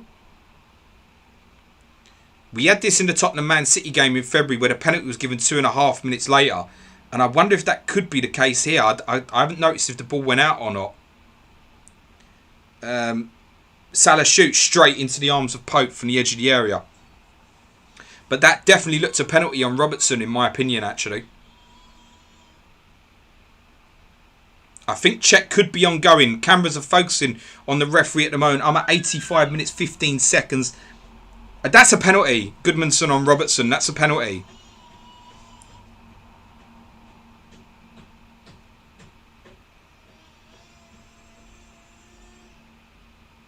Burnley go long. Gomez has fucked up the clearance. Rodriguez keeps. Nice interchange with Vidra. Goal again for Villa at Old Trafford. Bosco Balaban, the scorer, assist for David Ginola. Manchester United 3, Aston Villa 2. Laurent Blanc fucking owners should watch some porn tonight or something. Jesus. Balaban goal, Ginola assist. United 3, Villa 2. It's not over yet. Brian Yule, 2 clean sheet wipeouts in 5 minutes in the same game. Burnley have a corner now. And again, I'm watching the Liverpool-Burnley game on mute. But again, I'm watching it on mute on a very small screen. I only need the one replay. That's a penalty to Liverpool. Has to be.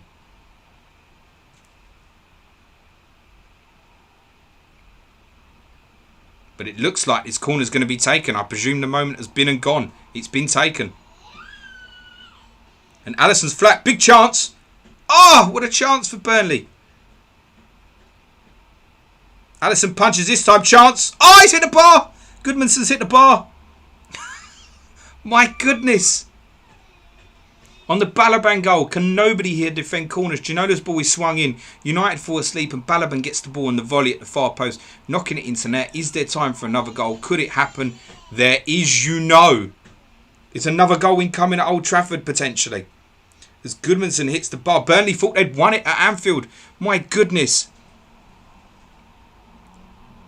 Sean Dyche is smiling his head off. He can't believe it. It should have been about 4-0 down. Alisson punches this one away. He's really struggled on the set pieces. Liverpool will try and break with Trent. Salah gets crunched. Properly crunched. There's a booking in there. I didn't see who picked up the card. Joe Finney batters. Where are you, Hadji? And that's Brownhill. Beckham has scored again. United 4, Villa 2. No assister on this one. Bex has gone mental today. United 4, Villa 2. No assister on that goal.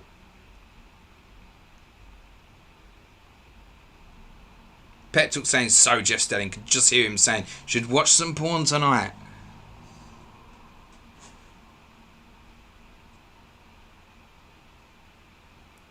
Just trying to confirm the returns Beckham got today. He's got at least 3. It might have been 4. I can't remember. Brian Yule, Man United do like a 4-2 win. Beg, plead, grovel. Scala will take another injury time. Dennis Wise goal. Bex scored in the 69th. Scored again. 1 assist, I think. So 3 returns for Bex. 2 goals and an assist. Top stuff there. He's going to hit the man of the match, I think. I think you're looking at 3 bonus points for Bex, 2 for Veron, and Rude and a few others probably on 1, I should imagine. I wouldn't be surprised if Beckham and Veron are both 10 out of 10s, and then you might have Van Nistelrooy and a couple of others maybe on 9, maybe. United win a late free kick. Beckham shoots and the ball hits the wall. Not Veron taking it, interestingly. It bounces back to him though and he strikes clean and true. The ball is in the net in a flash. They made it hard work, but that's the 3 points.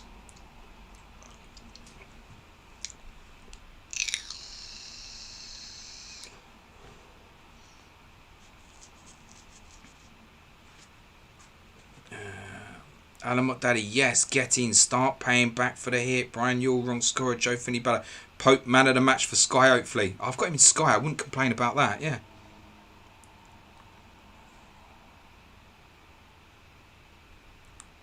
Last 30 seconds is where I'm at of normal time. Liverpool on the edge of the area trying to link play. Chance. Pope claims from the cross. Full times in Champman FPL. My man Chris, FPL captain. Turn them red, sir.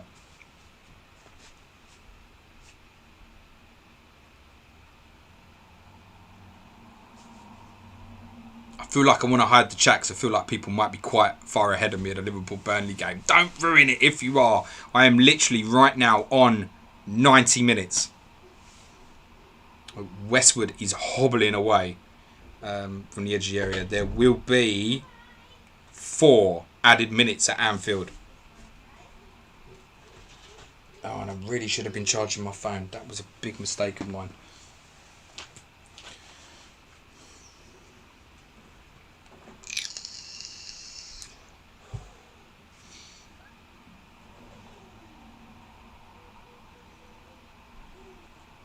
We await bonus points. Here they come. Top bonus at Ewood Park, and I may well interrupt if I think it's worth doing so at Anfield between Liverpool and Burnley. Top bonus at Ewood Park goes to West Ham's Thomas Repka. There are 2 bonus points for Henning Berg, David Wetherill, scorer John Curtis, David James and Christian Daly. Also 2 save points for David James if he was still lurking in your team following last week. He's got a 6-pointer here. I suspect you might have left him on the bench anyway. That's a West Ham recovering in spite of Paolo Di Canio's 76th minute red card. Blackburn made only 1 change in the game. Lundviksson replacing Alan Mann on 66 minutes. Ian Breckin and Don Hutchinson saw yellow for West Ham. Jermaine Defoe was used as a 57th minute substitute to replace Freddie Canute. So 1 pointer for Canute. Christian Daly and Paul Kitson both came on after the hour for Hutchison and Ragnvald Sommer. Repka's man of the match performance was a 9 out of 10. Top bonus at Reebok goes to Ipswich scorer Matt Holland. There were 2 bonus points for Bolton's Colin Cooper. 1 also for Bruno Ngotti, Henrik Pedersen, Jibril Diawara, Matteo Sereni, Maurizio Tarico and Herman Hariderson. Big chance for Salah. I scuffed it straight into Pope's arms. Yellow cards for Ngotti and Hariderson in the game, so it's just worked out as a 2-pointer for the big Icelander basically. Bolton replaced Robert Lee with Diawara on 59, replaced Michael Ricketts with Bo Hansen on 74. Cooper picked up a 9 out of 10. He's unlucky not to hit the top bonus because Matt Holland's man of the match was an 8 out of 10. Marcus Stewart and Jermaine Wright were replaced by Pablo and Jim Magilton, who assisted Holland's goal on 65. Martin Reusser made an injury time appearance, replacing Alan Armstrong. Top bonus at the Valley goes to Charlton Athletics' Chris Powell. There were 2 bonus points for Klaus Jensen, Jason Yule for Tomo FPL Blade, and Sean Bartlett. 1 save point bonus for both keepers, Kylie and Jones.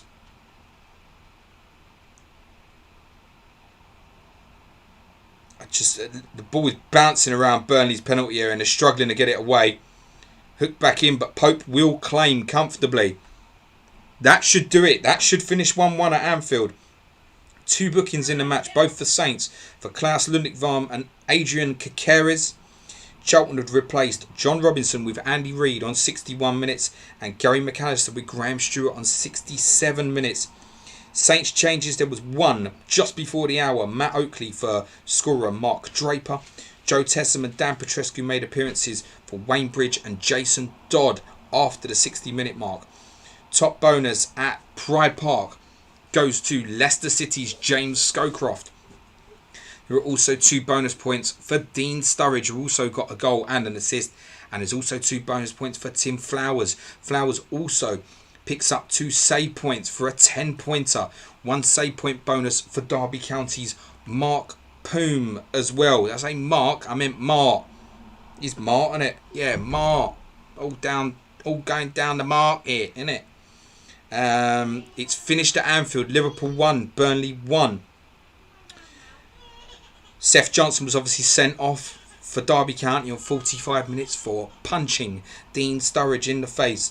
There were 2 bookings, one for each side, for Carbonari and Leicester's Jerry Taggart. Taggart was replaced on 63 minutes for Callum Davison, locking in a clean sheet, but his teammates followed up and kept it anyway. Derby County used Adam Murray and Chris Riggott to replace Daryl Powell and Steve Elliott.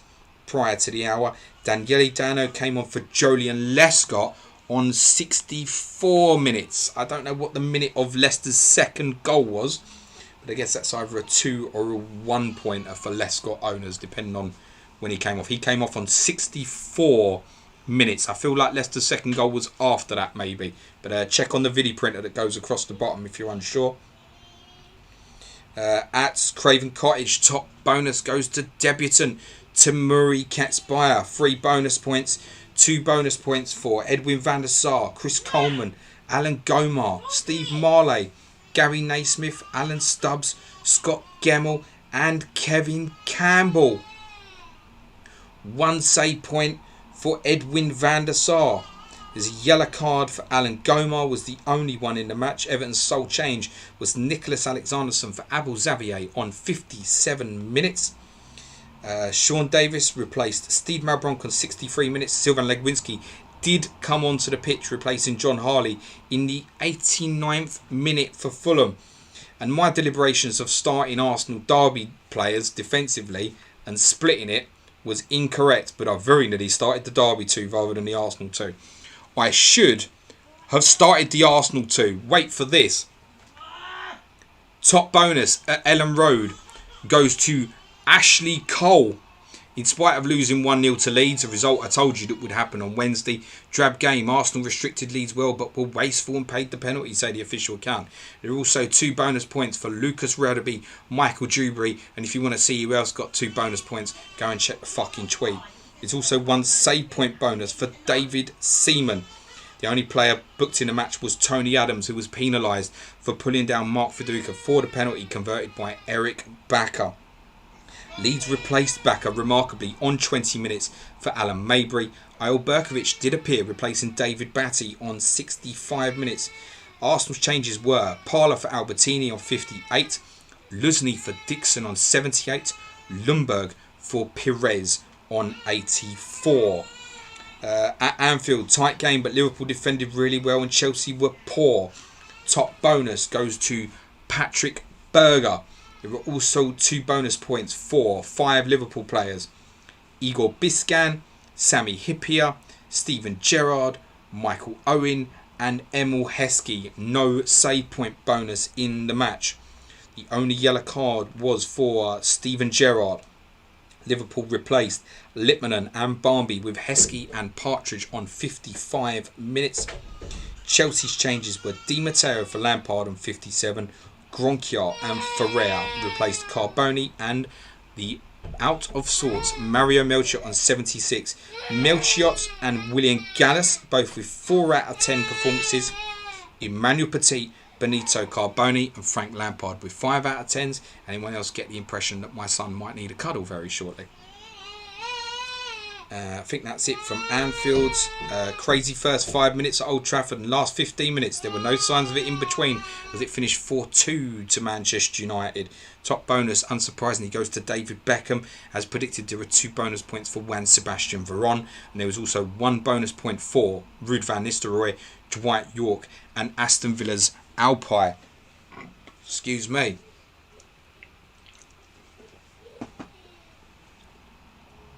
Villa have done well, really, to lose 4-2 here, considering they had Alan Wright sent off after 4 minutes. Ian Taylor was booked for Villa, so too Manchester United's Dennis Irwin. Laurent Blanc locked in a clean sheet, getting substituted at 2-0 for Wes Brown. So clean sheet in the bag for Blanc. That was United's sole change. Villa used Delaney and Hadji prior to the hour mark to replace Dublin and Ian Taylor. There was a late appearance for David Ginola, who laid on Villa's second goal in place of Lee Hendry. Cracking derby at the Stadium of Light with not much between the two sides. Top bonus goes to Alan Shearer. Also 2 bonus points for Pierre Issa, Gary Teal and Kevin Phillips and Gerald Sibon of Sunderland. Also 2 bonus points for Newcastle, Shay Given and Kieran Dyer. 1 save point bonus for Given as well. Only booking in the match was for Sunderland's Julio Arca, who did assist Sunderland's opener. Paul Mayo was Sunderland's sole change, replacing George McCartney on 47 minutes. And Newcastle's sole change was Craig Bellamy, replacing Sapunsis on 68 minutes. Top bonus at White Hart Lane goes to Tottenham's Gus Poyet. And there are 2 bonus points for Goran Bunjevcevic, Dean Richards, Chris Perry, Mark Crossley, Emerson Boyce, Dean Gordon and Hamilton Rickard. And Gianluca Festa, obviously. 2 save points also for Mark Crossley. Sounds like Spurs should have won this. Teddy Sheringham with a 5 out of 10 rating, replaced on 69 minutes by Andy Rushbury. There was also a late appearance for Chris Armstrong, replacing Stefan Everson. The only booking in the match went to Tottenham's Casey Keller. Middlesbrough's 2 changes were Windass and Whelan for Boxic and Summerbell on 55 minutes. By my maths, 6, 12, 2 bonus points, 14.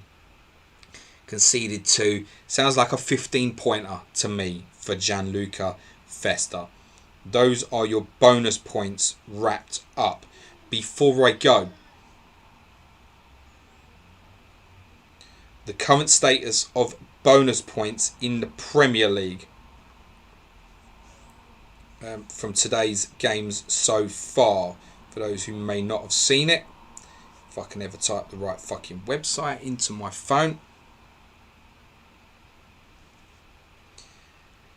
As it stands, and I'll start with the Liverpool-Burnley game, top bonus at the moment is joint between Jay Rodriguez, Nico Williams, ahead of Robertson on 26 BPS, Andy Robertson on 25 BPS, Tarkovsky and Fabinho on 24 BPS, Nick Pope on 23 BPS. So there's every chance that could change, but I would suggest those are the 6 players that are going to be in and around it, and that's interesting because only 3 of them have got any returns really. And although Nick Pope, 8 saves is the total there for him. Without bonus, he's on for a 3-pointer, 1 point short of the magic 9 saves. Would have got a 4-pointer, but could yet possibly hit the bonus. On Norwich and West Ham earlier today, obviously top bonus to Mikel Antonio with a BPS of 80, having scored 4. Ryan Fredericks and Issa Diop look like the other 2 likely to be with 2 and 1 bonus points respectively. And in the Watford-Newcastle game, Troy Deeney will pick up top bonus, Dwight Gale will get 2 bonus, and as it would stand, Craig Dawson and Federico Fernandez would be on for 1 each. That's it, guys. Please remember that game week 30 will be on Tuesday evening. We suspect that most of you probably want to watch Arsenal and Liverpool on Wednesday night. We understand that. But I'll be here watching Chelsea Newcastle. Please join me from around about, what time will I start? It's 8:15 kickoff. Was 8:30. Oh my god, I've just realised I'm going to do a fucking deadline stream as well. I'll be on YouTube around about 6:15 for the final hour before the FPL deadline on Tuesday, up to about 7:15. I'll go and have something to eat, and then I'll be back here for Champ Man game week 30 at 8:30. Planet FPL will be back. Obviously, main content, Patreons. You've got podcasts every day, Monday to Friday, and so does everybody else, which will start with a review of the 9 weekend games from FPL game week 35 as us, but I don't like the blood shit, and that will be out as early as possible for you on Monday ahead of Tuesday's FPL deadline. That's it from me for the weekend. For those who haven't listened particularly to the Wigan podcast that we released on Thursday, I highly recommend that you do, if you can, get an hour in your life, go and listen to it. You might also find actually that it's a better watch on YouTube because you can see some of my expressions to some of the shit that comes out of Suj's mouth. Championship, by the way, finished 0-0 at Barnsley. In fact, apparently that's still playing, Barnsley and Wigan 0-0. Definitely finished 1-1 between Blackburn and West Brom. Millwall have won 1-0 at Hull. Preston and Forest finished 1-1. Sheffield Wednesday 3-0 winners at Queen's Park Rangers. And Bristol City are 3-1 up at Middlesbrough. That's not a confirmed full-time. Neither yet is Barnsley and Wigan, which remains goalless. Right, that's it from the weekend. Enjoy the rest of it, guys. Go and watch some football. Much love. Give the video a like on your way out. Hope their marrows are green. Speak soon, guys. Thanks very much. Ciao for now.